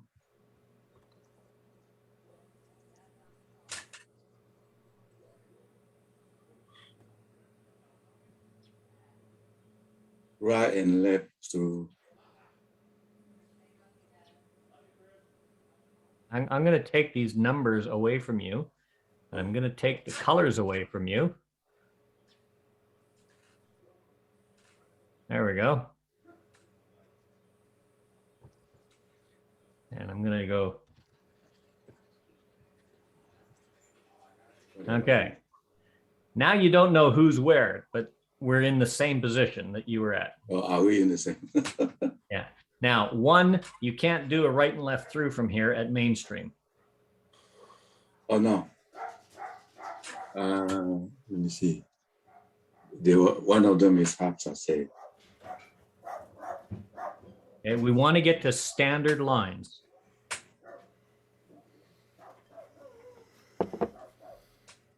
everybody face in.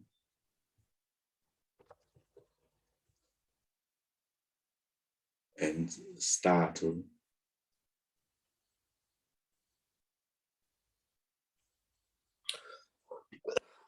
Okay, so we've got standard couples now. Yeah.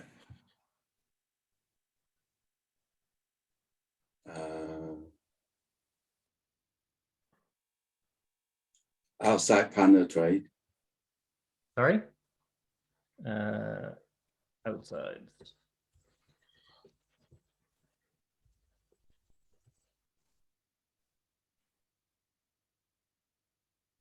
I forgot where are the colors. I'm not worried. I'm not worried about where the colors is. We're after the process. The process for you is to get to a familiar formation and arrange it, which is a standard line. Right and left to be a left.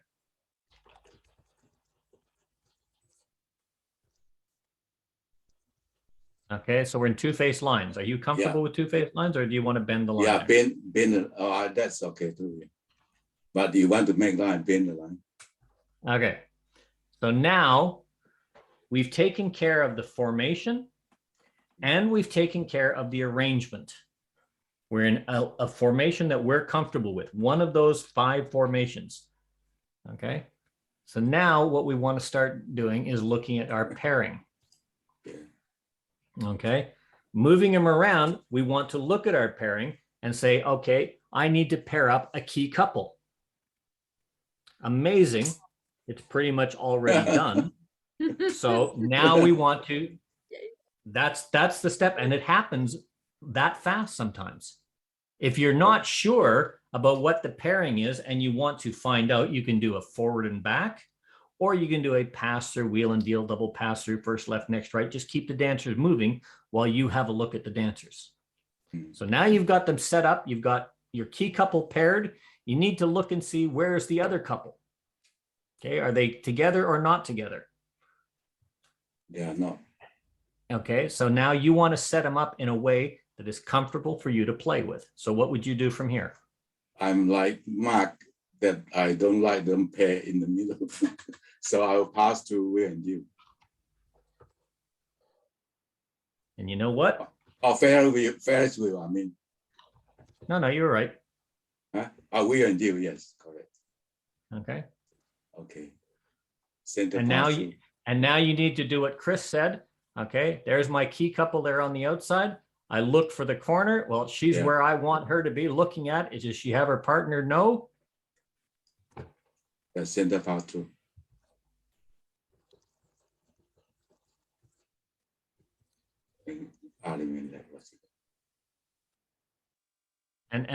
And that's really what it is if you stop for a moment and get away from the difficulty you were having, and this is the difficulty that most new callers have, is they're trying to get that key couple paired up and keep them together and then move them around and pair up somebody and keep them paired to get to the formation. Don't worry about that at the start. Get to the formation and a standard arrangement. The rest of it, 90%, well, not 90%, but 75% of the time will automatically fall in place. And that's why I'm taking the couple numbers away and the colors away, is because I want you to stop thinking that old drill of stop, go, I got to look to see where they're at. I got to do something. Okay. Oh, no, they do. I got to do a boys trade here to keep them together. Now I'm going to do something else to see if I can pair them up. You don't need to do that. You just need to move them comfortably. Okay. I've got Mickey and then I've got Yolanda. So let's reset that. We'll paste that. Oh, did you hear that? He's going to save the hardest one for last for Yolanda. Okay. Mickey, you wanted to look at something on this. Yeah, can we go back to the after the trade buy? Okay. Do you want me to just go back? Because if I just undo, I'm going to be erasing this. Yeah. Okay. So you're okay with erasing it? Yes. Okay. Okay, and could we have those fancy colors again, like we had? The random colors? Yeah. And no numbers. No numbers. Yep. Right, but where's the blue and the green? I told you they're random colors.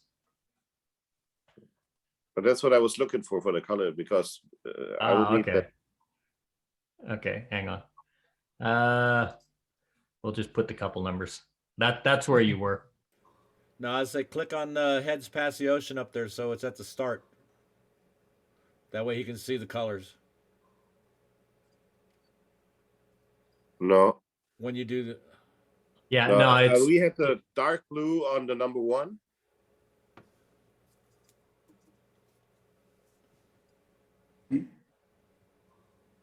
No, green. And we had a Yeah, I green, know. we had dark blue Number and green. the Green green. was the number 1 lady. Right. I think number Cyan.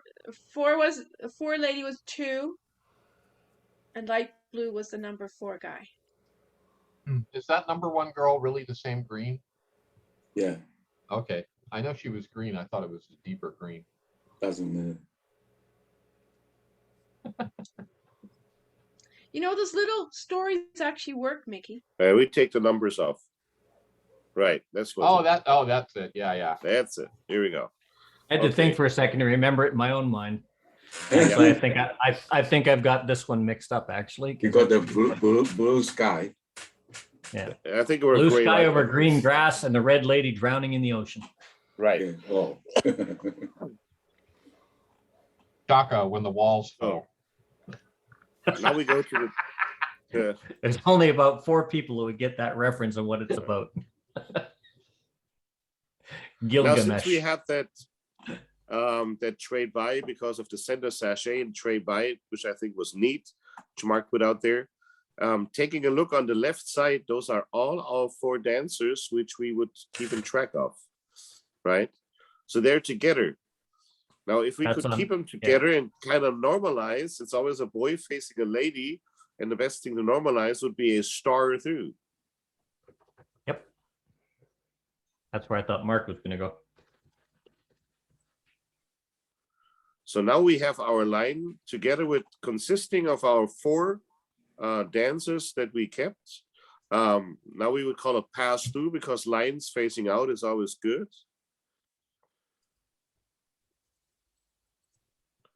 Because what we said is we do not have our partners yet, right? We have the blue lady, the blue boy, the dark blue boy, the sky needs the green lady for the picnic, and the red lady needs to be drowning. So the girls, they need to somehow switch. That means we had to trick the other one going across the axis, which would be a wheel and deal.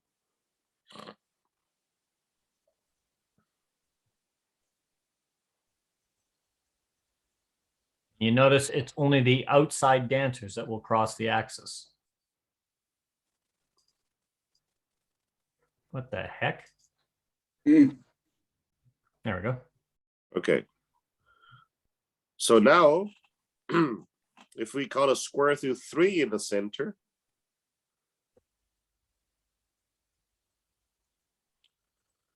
for a moment we lose our 4-pack, but we get them together because they're coming back. So now everybody is facing There's our its key group partner. of 4, Right, and everybody's got their partner. but they are out of sequence. So if facing the partner and you're out of sequence, call a square through 3, and this should bring you to an element left.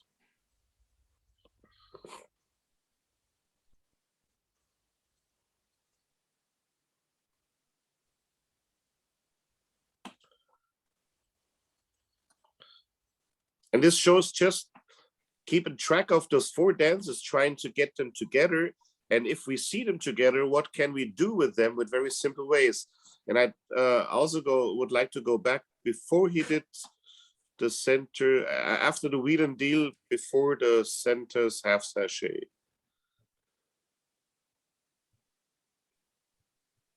Because this was what I, now we got the same thing, like, we have all our 4 dancers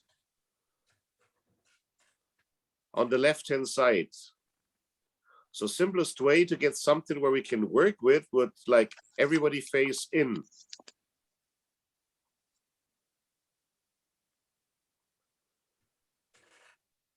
So now we still got our 4 together. We again do a pass through. We keep them together. And now we do a wheel and deal.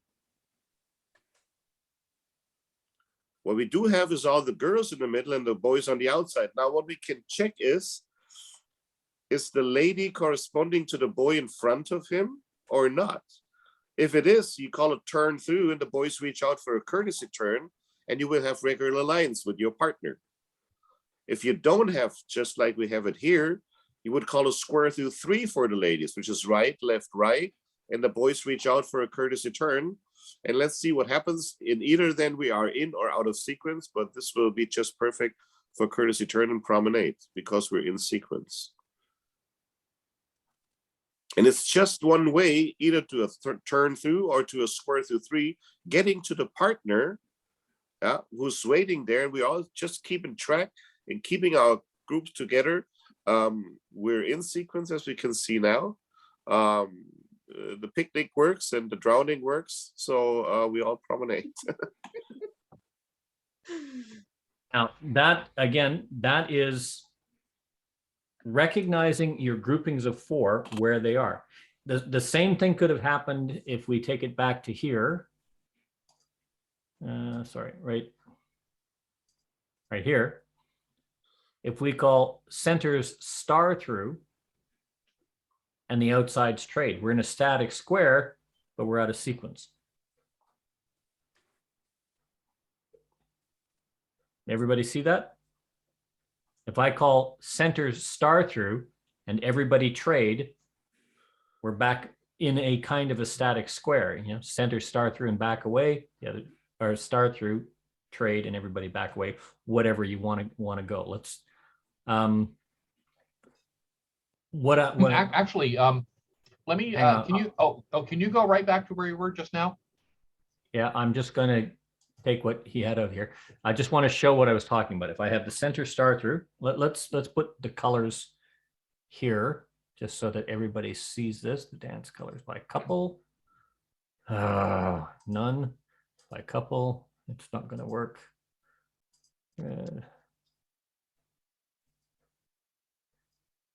Okay, I'm just going to leave it with the numbers on. Okay, but if I have the centers.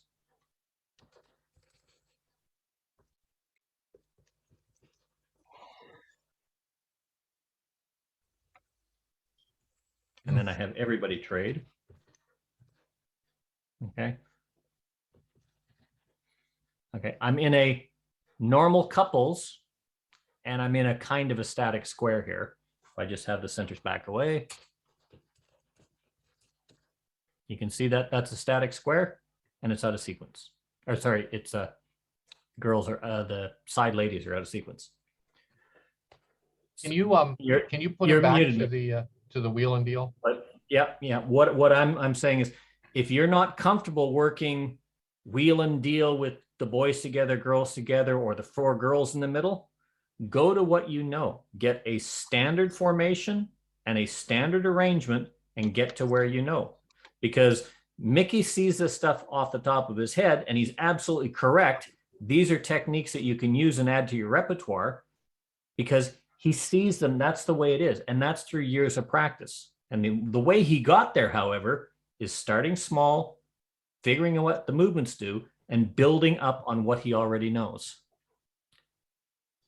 Okay, I want to do that example one more time with the, let's see, is that where they were? Yeah, I think that's. Yep.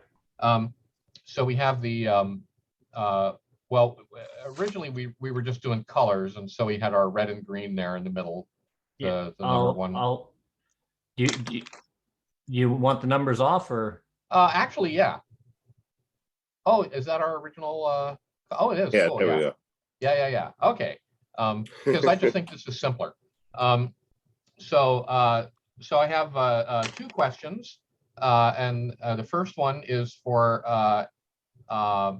any of the newbies, and we're looking at the those center people, and we know that they're sashayed, and we're going for Mark's thing where we want an 8 chain, okay, which is pretty common. I think most people like that.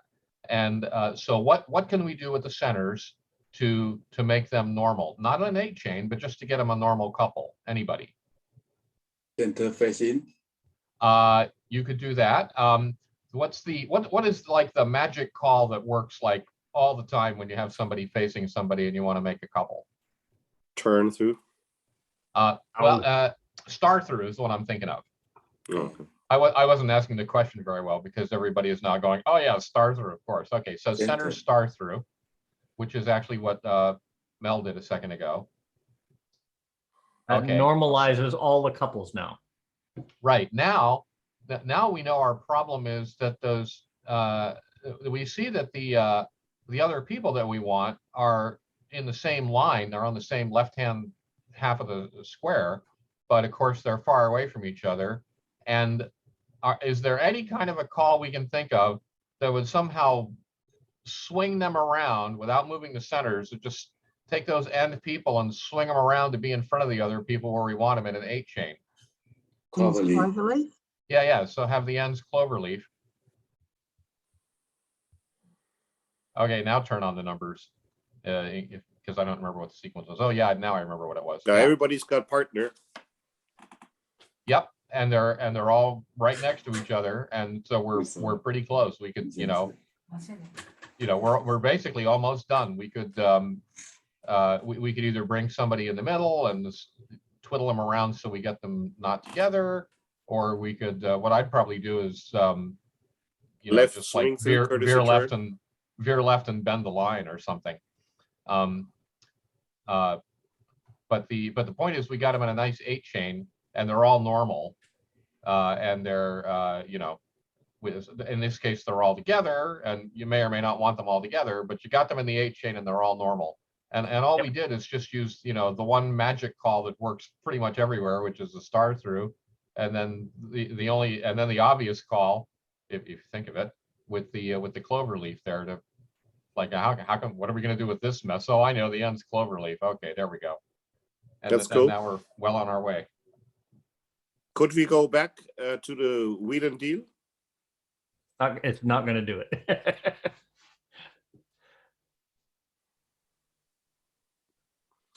Okay, because we said the centers, they're facing each other, but they're not a normal couple, right? If they would do a U-turn back, then they would be normal as well. Yep. So they could do a turn through or a left turn through, which would create all normal couples. Somebody else had the suggestion of the centers face in. That's also a very a really good idea. Look at that. Bingo! Everybody's got partner. And we've normalized. We've got to a formation that we're comfortable with, double pass through. So we only have to look at 2 things now. And that is sequence and relationship. Everybody's got their partner, so we got the relationship. So what's our sequence? We're out of sequence. Are we out of sequence or are we in sequence? The thing that I would see here,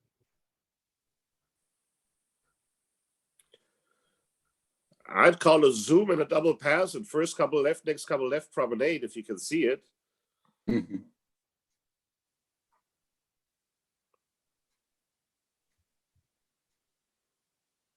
Chris, you're muted. So we've got the boy.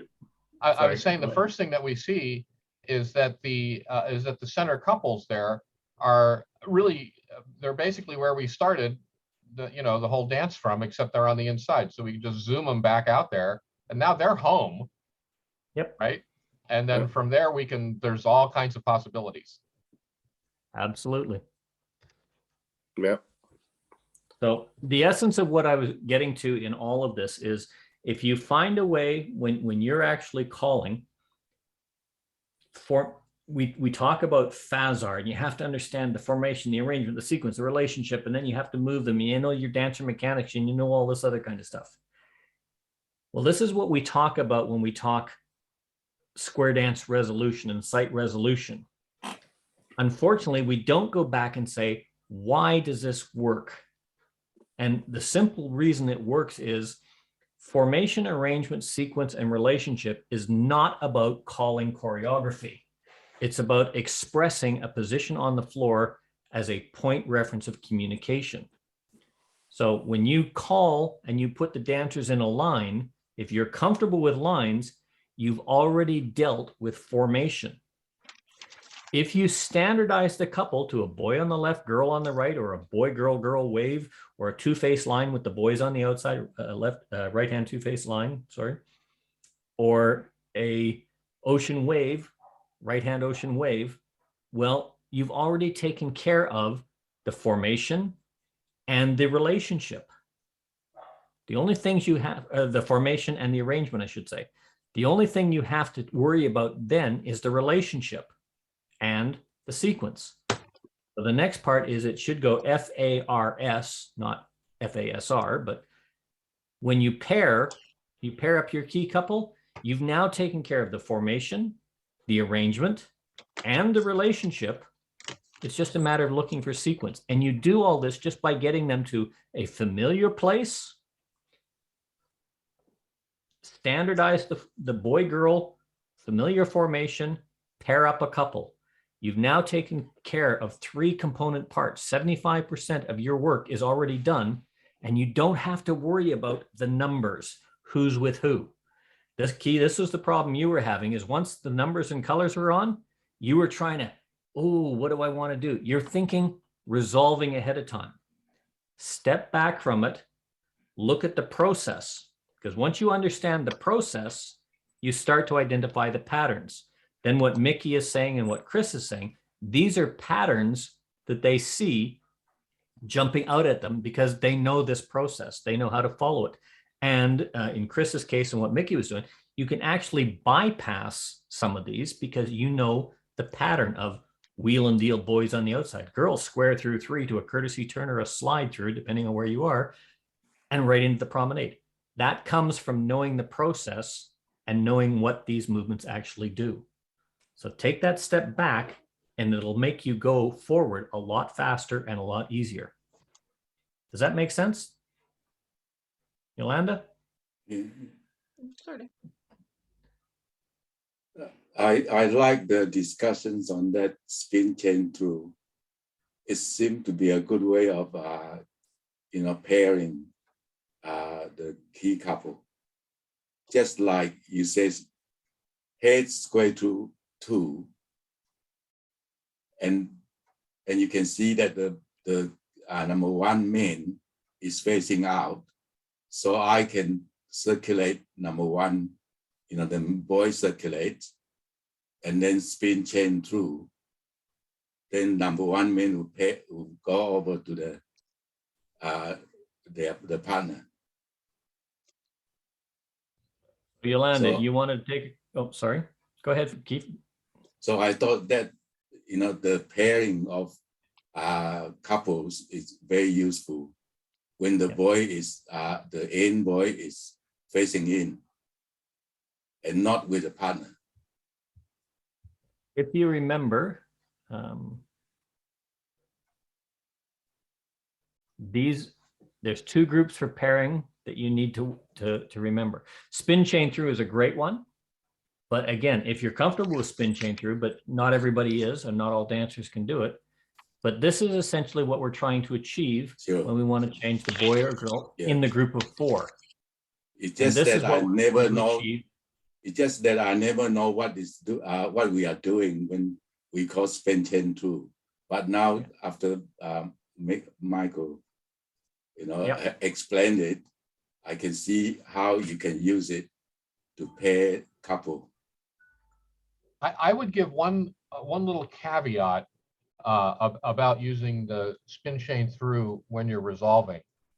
It's a really good one to know, and but a lot of times when we're resolving, we use the same patterns over and over again, right? Ferris wheel, center square through 3. Everybody knows an Alaman left is probably coming next, right? That kind of thing. So the dancers get used to seeing things like that. If you having the knowing the spin chain through trick is really good, but if you But if you use it a lot when you're resolving, then every time you call spin chain through, they're going to think, oh, he's resolving again. Or else they're going to think, man, he just is crazy about spin chain through. He just loves that call. But why doesn't he ever call spin chain through and the ends circulate too, or something like that, right?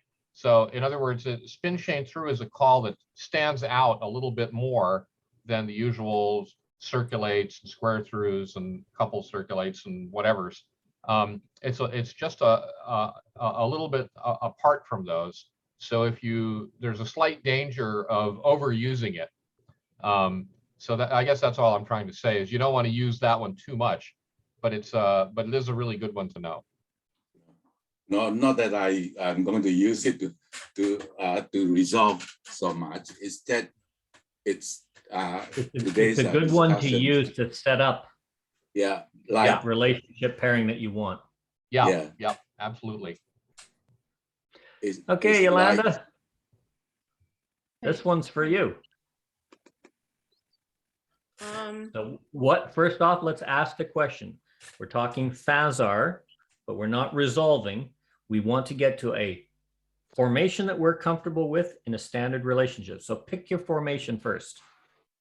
Okay, so Now, tell me what the formation you want is.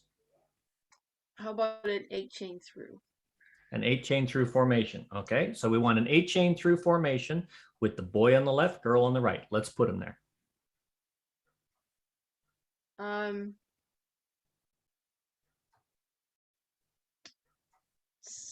Centers. No, that doesn't work. I thought I had something. Centers walk and dodge.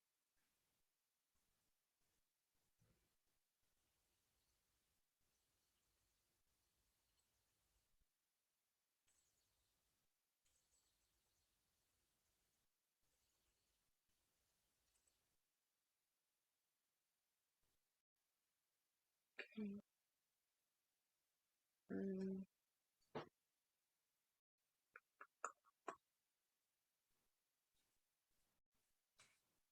Ends trade.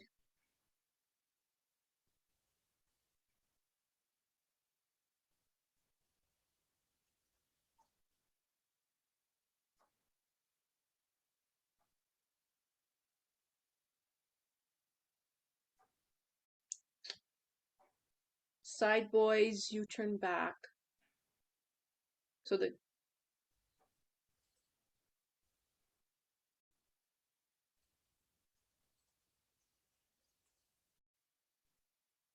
So we're in a standard 8-chain formation. Yeah. Okay, so I'm gonna copy that. And then we're gonna undo this. So we're here. We're in a mini wave. Okay, it's a left-hand mini wave. So remember back when we did heads touch a quarter, boys run, touch a quarter as a right-hand mini wave. If I do a boys run, I make standard couples. If I'm a left-hand mini wave, what's the symmetry? Right hand is boys, left hand is girls. So if I did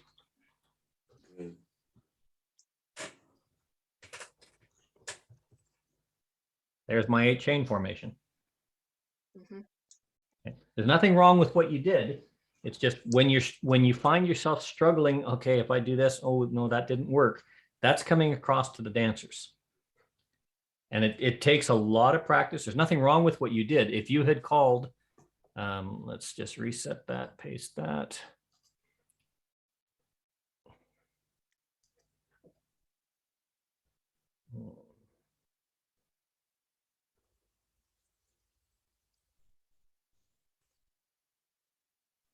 And then you had centers walk and dodge.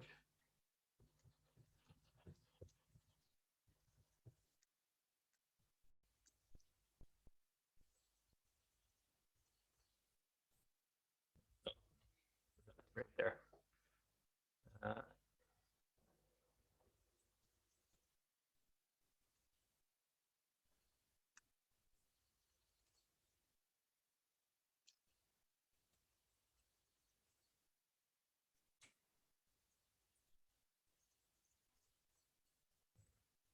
If you were calling, like you hear the pause in your voice when you were calling it because you're thinking, and there's nothing wrong with that. But if you were up there on stage and you called, head 2 ladies chain across that ring, all 4 ladies chain and go 3/4. And when you're there, heads into the middle, touch 1/4, center 4 only, walk and dodge. Now girls walk, boy dodge. New centers do a walk and dodge. The ends trade, and that boy do a U-turn back. You're confident in your presentation. The dancers think you're doing that. That's just delivery timing. There's nothing wrong with what you've got there. I just wanted to emphasize that.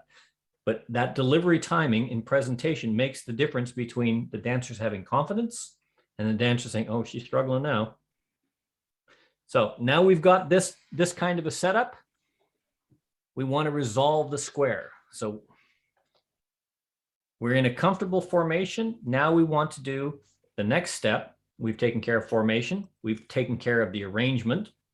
So we want to find a relationship. We want to pair up one of our key couples. And our key couples for you, I believe you use red and green, correct? You use the number 1 and the side couple? Yeah. Okay, so pair up one of your key couples. Well, they are. Okay, so now you want to do something. Do you want to put them on the outside? How do you want to resolve this? You now look at your other couple and say, okay, where am I going to put them?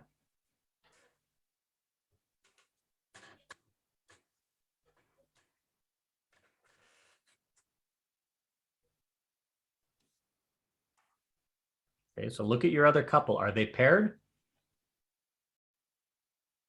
No. No. Okay.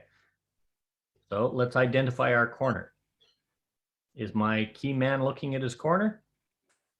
Well, I'm using a woman, so Yes. My key woman looking at her corner. Okay. And she's not paired. So if I put my paired couple on the outside, I really only have one option, don't I?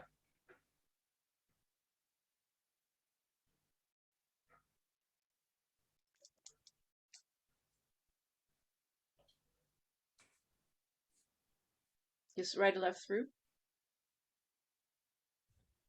You got more than one option. I never even thought of that.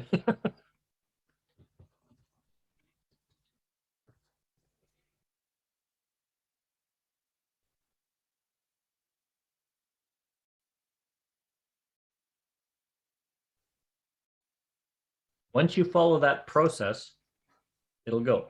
The only thing that you've done here is now you've left yourself, I've got to call something that's going to feel comfortable in the flow. You've done a right and left through. You know, you can do all sorts of things.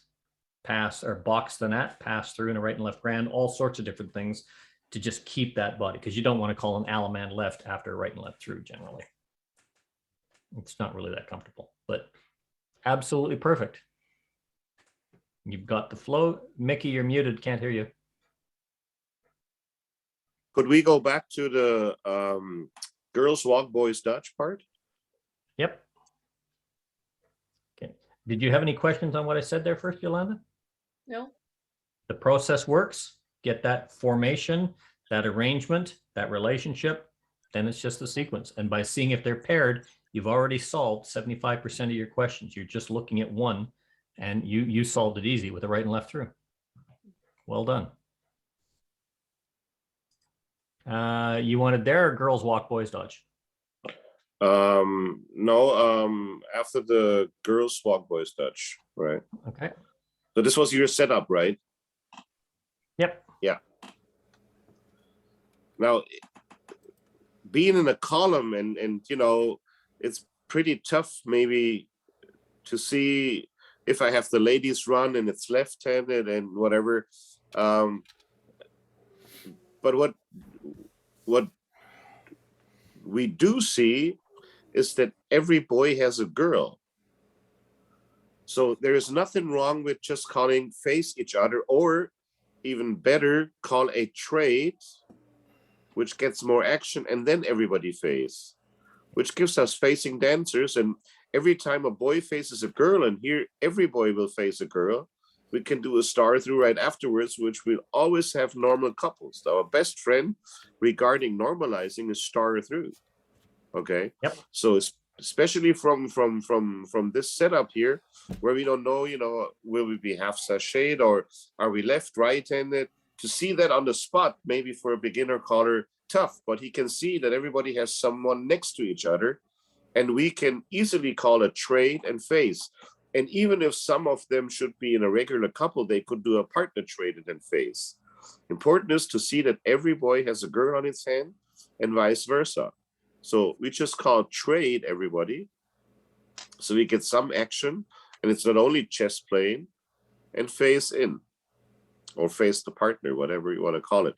And then you call a star through. And now we have normal couples, okay? We have a trade by formation, which calling trade by will give us an 8-chain through.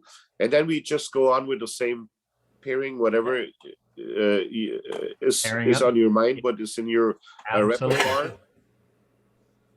And you would resolve normal. What this one of the things I was looking at is after a walk and dodge, okay, if you end up in a column like this, because we're doing something funky, because a walk and dodge doesn't really have that circular flow, it's a beautiful movement for columns. And remember what I said about knowing what a movement does before you call it. Here's a little secret. Left-hand columns, as long as they're a boy-girl relationship, like Mickey says, if you have a left-hand column, face in is standard lines. If you have a right-hand column, face in is standard lines. And if you like working from lines, face in. There's your standard line. And if you remember what I say, if you want your partners paired, there's always going to be somebody paired. Pass through, bend the line if they're on the inside, or if you want the outsides. Pass through, bend the line. And somebody's always going to be looking at their partner. Guess what? Very easy to resolve from there, isn't it? And we had a whole session on that, the ends or the centers, ends or the centers. Those kinds of things are the little techniques that come with practice and understanding what the movement does. Yeah, I'll get with you right in a second, Chris. Understand what the movement does and understand where you want to take them for setting up. But by taking care of the formation that you're comfortable with, and like Mickey was saying, if you like doing that, okay, normalize. There's a trade by, call a trade by. That takes you to the 8-chain through. It's a comfortable position for him. I know almost every position is comfortable for Mickey, but that didn't sound right. It gets to a point where he wants the dancers to be, then he can do any standard resolve that's in his mind. That comes with practice and that comes with skill. Okay, we've got Chris, no problem. Scotty, I just had note. Chris. Yeah, I just wanted to make a couple little comments. First of all, I noticed that a lot of the callers, and I mean the beginner callers too, are using a face in, and I just wanted to say that I think that it's great that you're all thinking in terms of these very primitive, simple calls like face in. Star through is the more obvious one. People don't usually forget about star through, but they forget a lot about things like face in, which is another very powerful call. The other thing with the when you had that left-hand column, you know, I guess you probably got there with the left touch a quarter, and then you had the centers walk and dodge. That was very interesting and cool. However, in the category of simple things that you might want to just remember, in terms of little, you know, we call lots of little combinations, and Daryl's not here, so we're not going to fight over the word module. but a little 2-call combination that you hear all the time from lines facing is normal couples touch a quarter, boys run. You hear that all the time. So the other one to know, of course, is same situation, left touch a quarter, girls run, and that would in that case that would do you a world of good here. I think we actually it's like the most simple thing, so I'm not sure if we skipped over it in favor of the more interesting ones with the walk and dodges and the trades and everything. No, we did talk about the left-hand column, the right-hand column. If it's a left-hand girls run, if it's a right-hand boys run. So I'm just saying, file that little one away. It should be right up there with touch a quarter boys run is left touch a quarter girls run. And just to add on to that, here's another thing with these columns. Face in is sometimes a jerky movement, which is why Mickey was saying you want to put some flow on it. It's great after a walk and dodge, but not everybody uses these types of walk and dodges to set these things up. But one that doesn't do anything other than move the dancers and keep them is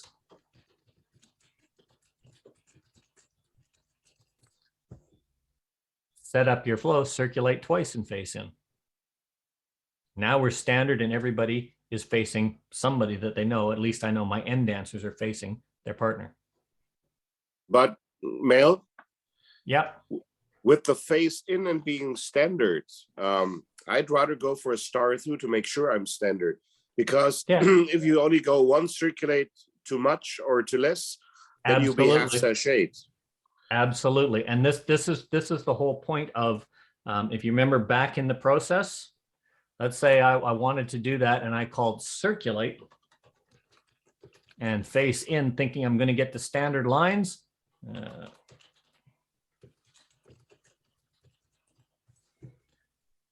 Remember that simple rule. If you don't like it, change it. The ideal is if you want to get it so you've got a boy-girl combination, which is what Mickey was saying. If you can identify that everybody's got all the boys have a girl, all the girls have a boy, regardless of what you do, whenever you get them a boy facing a girl, star through. That's your standard default to normalize couples, star through or slide through. And as he said, a lot of times, if you understand your formations, you'll understand formation management. What kind of formation is this? This is a trade by formation. So after the star through, trade by, and I've normalized. Look at that. I've got somebody facing their partner. And believe it or not, I've called a C1, C2 dance today that star through works up through all levels because it's a sex move working all the way through the programs. And it's a valuable tool, even at that level, believe me. It's like it's pretty much the first one of these wonderful calls that you learn when you're starting out. That's the thing that's going to get you a normal couple, like we're talking about, and it's good forever. Now, when you look at this is what I was saying about how often you should resolve. Let's say you were playing with walk and dodges, your workshop, and you called head ladies chain, 4 ladies chain, 3/4, heads touch a quarter, centers walk and dodge, girl walk, boy dodge. Everybody circulate and face in, and I've lost a square and I'm half sashayed. Oh God, what do I do? Okay, well, let's just have the center 4 touch a quarter, boy run, the others slide through and trade. Well, hey, they're facing a boy facing girl. Star through them in a trade by. Oh, look at that. Star through, pass through, wheel and deal, centers pass through, Alaman left. A very quick resolution. And it looks like you planned it because you set it up for success. You've got your dancer facing your partner on the outside, star through, trade by. Great. I'm in an 8 chain with a paired couple on the outside. What can possibly go wrong? Something really good to get good at. Again, a very fundamental thing is the combinations. If I'm going to call my star, I'm in some formation that I'm going to call a star through. What's the next formation I'm going to get?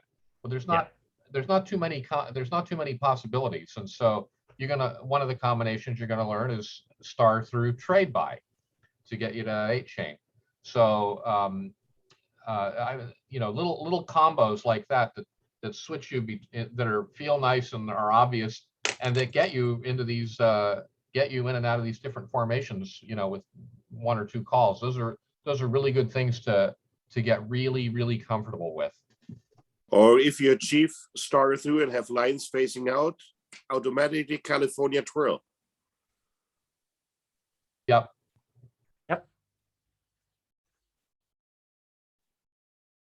the star through trade by is actually in the same vein as star through California twirl. Yeah.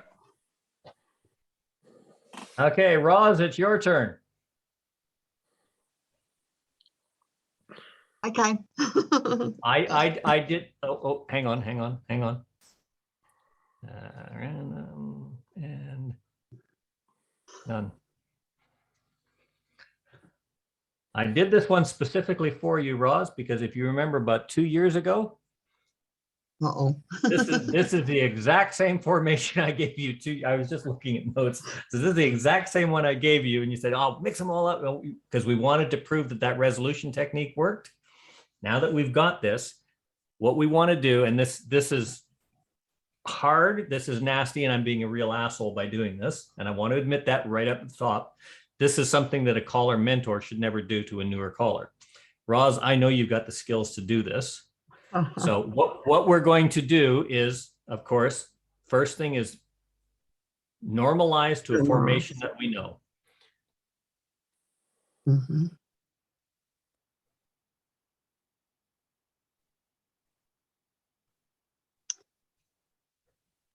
And yeah.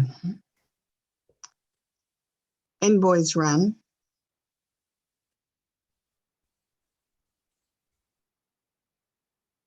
And centers Everybody- cloverly. Good.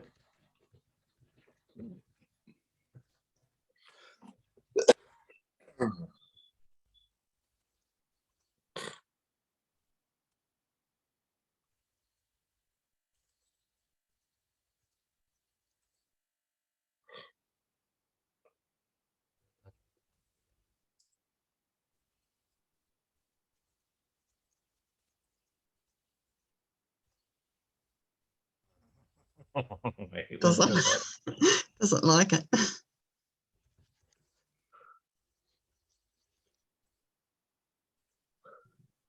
He wants the other seed of the clover leaf. Well, this brings up the point that I was going to refrain from mentioning, but since it's presented itself, having that clover leaf from here with the people at the head position doing the clovery part requires the other people to back up, which is a little bit weird. Yes. Okay. We'll just do that. Okay. Slide through. Actually, if you wanted, I could easily do a slide through, pass through, bend the line, slide through, and get to where you wanted to be, but that's okay. Okay, so we are now, what have you decided what formation you want to get them to first? Facing lines. Facing lines. So you called slide through, absolutely correct. Okay, so we now have a standard formation. That's the formation we know. We've got a standard arrangement, boy on the left, girl on the right. Now we want to look at couple pairing. So we want to pair up a couple or two. Oh my God, what happened here? Yep. So is our key couple paired? Yes. Okay. Is our secondary couple paired? No. No. So we could do a box and do it that way, but I wanted to do lines. Yeah. So So you're in lines. So you've now paired up the key couple. You've Yep. got them. Sorry, you've taken care of the formation. You've taken care of the arrangement. You've taken care of the relationship because you can identify your key couple and you can identify your secondary couple. Let's just turn them to yellow here. I mean, I could do pass through Ferris wheel to put the couples on the end, and then either pass through or square through 3, depending. Okay, so you can do pass through, would you say? Pass through Ferris wheel is standard. Ferris wheel wouldn't work. Oh, sorry, pass through wheel and deal. Sorry, apologies.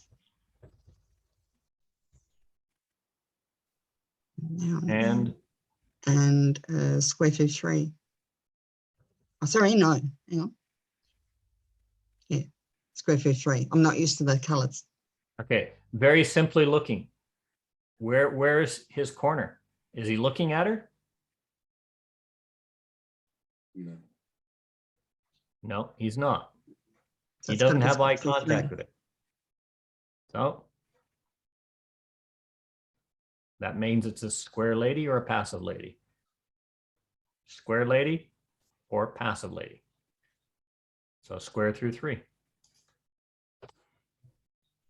And there's your corner. Or after the wheel and deal, a wheel around would have also brought it. Yep.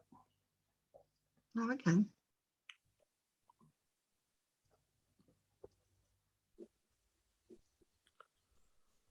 The movement that a lot of people don't think about, wheel around. There's so many options, but what I'm absolutely amazed, even though that was a real oddball formation, when you take care of setting up, pick your formation beforehand, take that moment, pick your formation that you're comfortable with, standardize the arrangement, and then look at your pairing. Do what you have to do with pairing. And we've talked about the pairing exercise. Once you take care of those 3 things, you're 75% resolved. After that, it's just a matter of finding that corner lady and is she paired or not. If you find that corner lady and she's looking at her, you've only got 2 options. She's paired or she's not. And that really brings down your resolutions to what you know. Start with what you know, start small, and build from there. And once you start doing that, you start seeing patterns. Once you start seeing patterns, you start seeing all sorts of things jumping out at you. And I don't know if you remember back when I had that exercise, I says, yes, you can all resolve a square, but you're only going to use this resolution technique only. And I think we used a friends and enemies for that. And that meant, okay, get them to a 2-face line, move the couple to the end of the 2-face line, facing out, call, bend the line, see if they're there. If she, friend, boy, enemy, girl, pass through, wheel and deal, center square through. If it's this, pass through, wheel and deal, swing through, turn through. And I made everybody use that resolution only.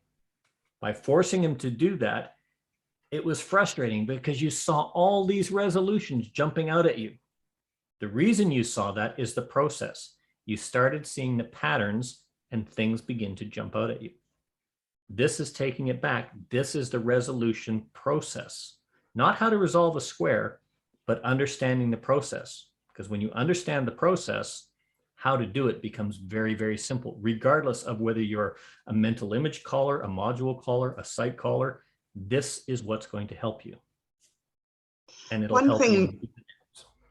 Yeah, just one thing, Mel, with using your standard get outs or arrangements to get there. Now that we've got learners, I was finding that difficult. So what I've been doing is just playing with the moves that they can do, and that's really helping. I've been writing a lot of choreography for SSD1, SSD2, SSD3. I think I'm up to 5 or something with it. But that's helping a lot with me because I can't do my standard resolution because I haven't learnt the moves. Yep. So it's learning what to do with the limited moves. Well, you've got the chain, you've got the slide through, you've got the star through, you've got the bend the line, you've got the pass through, and you're at what are you at, SSD5 now? No, they're 2 and 3. SSD2. Okay, so that's all you've got on your wheel around, you start through, you pass through and bend the line. It's been good because you have got so much material there to resolve a square. I know, but it's not resolving from where I would normally resolve. So I'm having to really look at me, what they do to get them resolved. So that's really helping me. Yeah, and you always can face partner, which is a valuable tool as well, right? Right. Yep.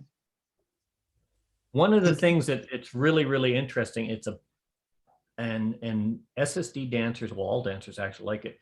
If you're in that situation and you don't have your lady's chain very confidently, or you've used it, and you don't have things like a reverse flutter wheel or something like that, you can do a pass through, reverse wheel around, boys walk straight across and star through, girls take hands.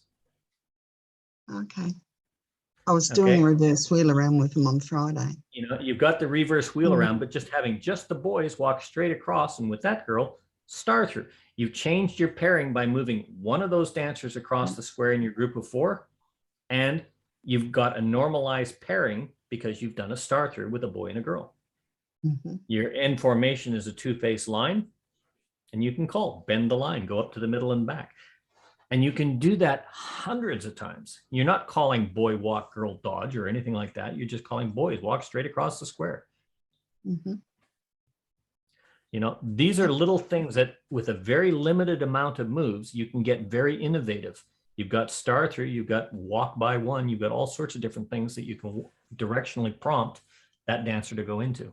And it gives you so much material for variety without getting foreign and fancy. And I've solved my problem where I had all the different levels.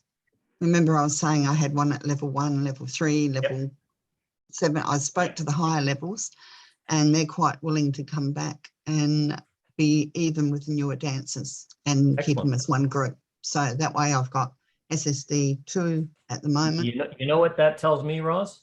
It tells me you're doing it right, because if they're having fun with you and they've done, you know, 5, 6, 7, 8, and say, well, we've got some new dancers. You know what? We had fun doing that. We're going to do it again. It helps more people get interested. Means you're doing something right. Yeah, good, thanks. And the other thing I tried too was the getting them to walk to the beat, where I've got one dancer with size 12 feet that have no idea. I did the circle left and counted out 1, 2, 3, 4, and just kept counting it. And it took a lot of counting before he got there, but he finally got in step. Yep. So, which was really good, because I didn't think he could do it. Little tricks like that. You don't want to make it obvious what you're doing, but you can go circle to the left, 8 steps, 2, 3, 4, 5, 6, 7, 8. Alaman left your corner, back to the partner, right and left grand, 2, 3, 4, 5, 6, 7. Smile, you're home. Heads up to the middle and back. And what you're not only doing is giving everybody the cadence to walk on or shuffle on, but you're also giving them the size, the square, how many steps this takes, and you're just playing around. I do this with a square through a lot. You'll hear me say, head square through, 2, 3, 4, 5, 6, 7, 8, 9, and right or left through, 10, 11, there it goes. You know, and you can do all those other kinds of things with them to get them moving. And if I kid you not, if you can get them moving to the beat right at the beginning, they're going to be much better dancers later on. The 3 through 4 he has trouble with, because he keeps turning around on the 4th one, which you're doing happened. Square through on week 3. Oh no, he's actually done that later, because he's in the week 8, week 9 one, and he's learnt grand square. So I did do grand square with the higher level ones on Friday, and got him to count live. And got him to count 1, 2, 3, turn 1, 2, 3 to try and help with the beat as well, and he was getting that. So what I love is the dancers that count on the beat but don't walk on it. How they do that? Yeah, 1, 2, 3, turn, but they're going walk, turn, 2, 3, turn, in, turn, walk, but they're counting 1, 2, 3, turn. Mickey, you had your hand up. You're muted. You're still muted. So it's been a long day for me, and my battery's running out, and I guess I'm running out of battery as well. So I'm gonna leave it for today, and see you next week again. Before you go, next week we're going to have Wendy Vandermeulen here. She's going to talk about, well, the title she gave, and I'm going to leave this one hanging, is Say No to Square Dance Lessons. Okay. And that's getting dancers to say no to square dance lessons. So if that doesn't pique your curiosity, and it's hopefully going to be a very successful program for her. Okay, cool. So, she's the one that looking did forward that to square dance song, right? Sorry? She's the one who did the square dance song. No. That was what's her name? Joss somebody. I can't remember her name now. From Germany. Which square dance song? What square dance song you're talking about? It's called the Square Dance Song. Oh. And she recorded. I can't remember what her name is now. Now, Wendy Vandermeulen is a caller from the Ottawa area, and she has been calling for a fair long time. But she calls for, I think, Mary Squares and a couple of other square dance clubs in there. She's the chairman, I think, of, or a member of, at least, the Collar Lab. I was going to say the Collar Lab Propaganda Committee, but that's not the term I'm looking for. The yeah, but she is public relations.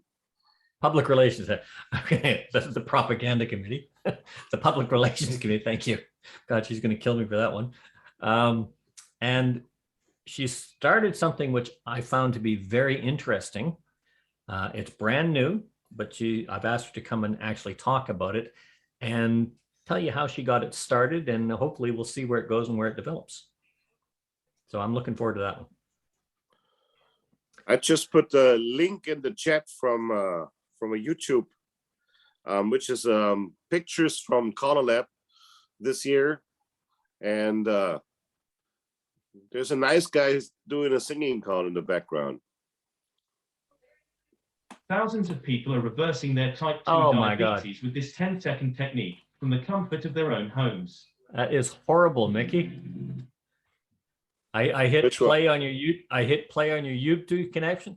It starts out with a guy sitting there with his legs wide open and a cutaway of his gastrointestinal tract as an advertisement. Which one did I send? Oh, you sent the right link, but it's got an advertisement on it. Oh, okay. Yeah, I just pulled it up now. Well, that's it for today, folks. I don't know if anybody has anything else they want to chat about. I've sent the slides to Mark and the text to Mark. Just be aware there is a mistake on one of the slides where I've got supposed to be two-face lines standardized, and they're not. So I'll just leave that as it is, but just be aware there is an error in that one slide. It's correct on the next slide, but that one slide's wrong. There's an error on one of the other slides. The helpful pairing trick one. Because didn't you say pass through trade by star through? Pass from a standard 8-chain 4, pass through and trade by. So just okay, that was okay then. I thought you said star through as well. Oh yeah, on standard facing lines. This is the slide. Yeah. So number 1 from an 8-chain 4. What the heck? Pass through trade. Oh yes, you're right. Star through.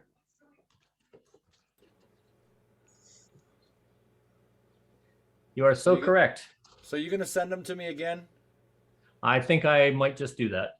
Okay. Because I've got to correct. See where this is standard right-hand ocean waves? If I go to the slide before, oh, I've got these ones wrong. These should be boys on the outside, girls in the middle, and boys on the outside, girls in the middle for the two-face line. So I'll get those corrected and sent out to you. Wait a minute. Oh yeah, okay. A lot of these are funky. That one's wrong too.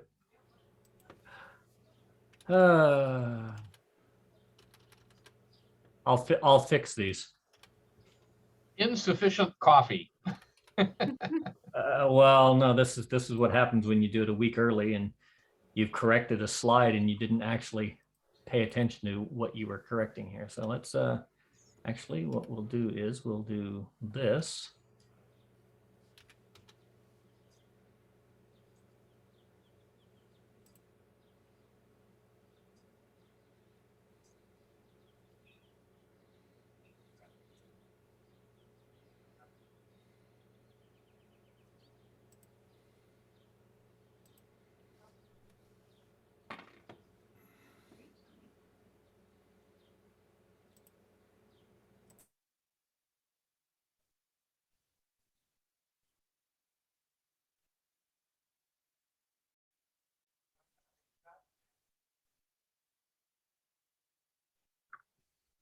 Oops. What happened here? Oh, for God's sake. Yolanda, how's your calling going? Well, we had a bit of a break because of Easter, but Zoom's going rather well. And I'm starting to see the formations when I'm not doing it the way we're doing it now. And then I'm able to put equivalents in. So that really helps with my pattern. Oh, good. Yeah. So I'm putting the converting in my pattern and stuff like that. Well, I felt a lot more comfortable on Friday with the learners, especially with the limited moves.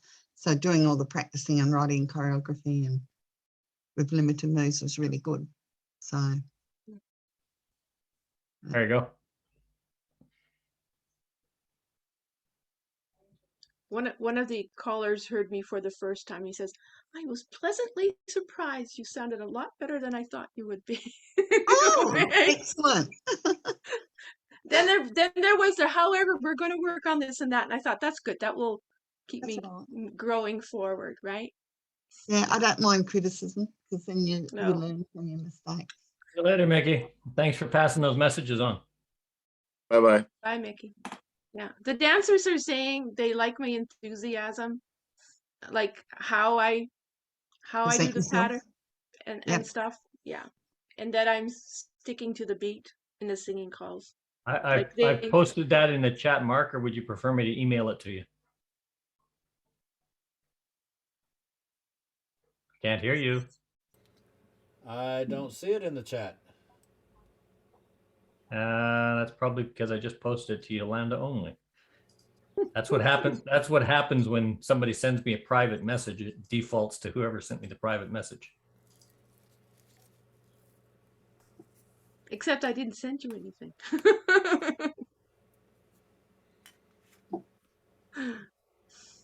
Must have been a ghost.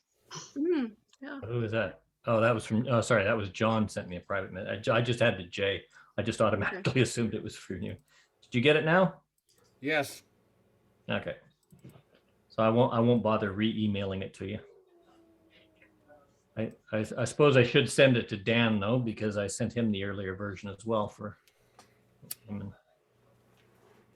But yeah, now I'm actually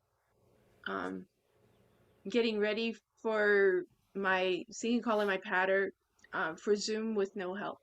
So That's good. Making it non-progressive, changing the patter around and stuff like that. Yeah. I cut a couple of patter records this weekend, and oh man, I love the music on both of them. But one of them's called "The Ladies Like to Boogie." Really, it's good old fashioned honky tonk music, and you want to sing to it. You really have to resist the urge to sing to it. So hopefully those will be coming out soon. And hopefully everybody's got a copy of the Skyboat song from Barry from Contact Barry, because Behind the Mic is struggling a bit and he needs to get some new equipment and whatnot to keep that going. And it's a lot of work, and he's been carrying it on his back. So he would like to keep it subscription fee. So David Cox and Barry have put a couple of records out, and all the proceeds go from that to Behind the Mic magazine to get the new equipment that he needs to keep the magazine going. So if you haven't got it, get it. Send him an email. I had no idea he could still do all that on his old equipment. That's amazing. Putting out about time. a lot of it, what he does is it puts it in and then he sends it to me, and I end up reformatting it all. Oh, okay. So that it works. But so no, in other words, you'd really like him to get some new equipment. Oh, I'd love him to get some new equipment. I don't mind doing it, but like I said, it does take a long time, especially if you're working with an old program, changes formats. Like, let's say, for example, Chris will send me an article, and then Guido will send me an article, and well, Guido's is in a German type font text that I don't have, so I have to convert that and then reformat it. And then Chris sends me something, but he sends it in American letter instead of A4, which is standard for Australia. And if you're not watching it and you paste it in, you change the format of the whole document to A4 and all the margins go out. So it's a long and convoluted process sometimes, but it's worth it because a lot of people enjoy it. So that's the main thing. If you send it as a PDF, would that help if you didn't have, or do you have to fiddle with it? No, it wouldn't help as a PDF because we still have to convert it into Word to format it. And like we've got some standard fonts. We used to put it out at, the standard 11-point font. And I don't know if you remember the old News and Notes or any of the old Sets in Order magazines, they're like in a 6-point font, and they're really, really hard to read. So we like to make sure that what we publish, it's putting out 60 pages of a newsletter every month is a difficult process in itself. But we try not to go below an 11 point font as the minimum for some tables. 12 point is our minimum reading font, and we try and get everything at about 13.5 so that you can read it comfortably. Are you able to ask people to put it in that size font so you're not having to adjust it when it comes through? We tried, but like I said, a lot of the documents that we work on are, might be an edited document from 40 years ago, or it might be a photocopy of a document or a PDF of a document and things.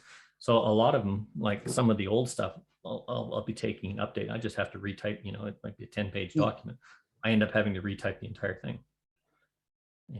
Especially because I don't have an OCR reader or any of that other kind of stuff. Okay, so no easy way out.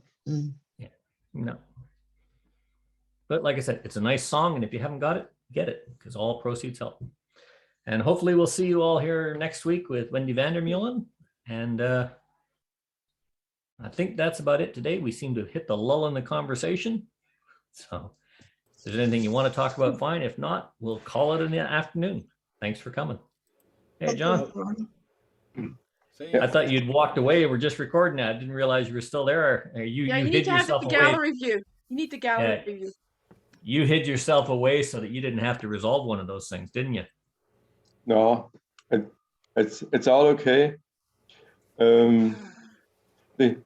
These are easy to resolve, and I'm long beyond the process of trying to figure out who's with whom. Either I see it or I take any process. You sometimes, no matter how experienced you are, sometimes you have a blackout.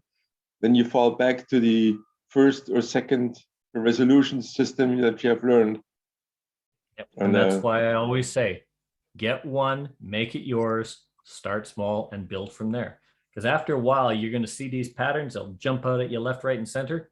But there's always going to be that one day where you're going to go, what the hell am I doing wrong? And you just have to pull the spare tire out of the trunk, drive that little short distance, fix the car, and start again. Yes, Chris.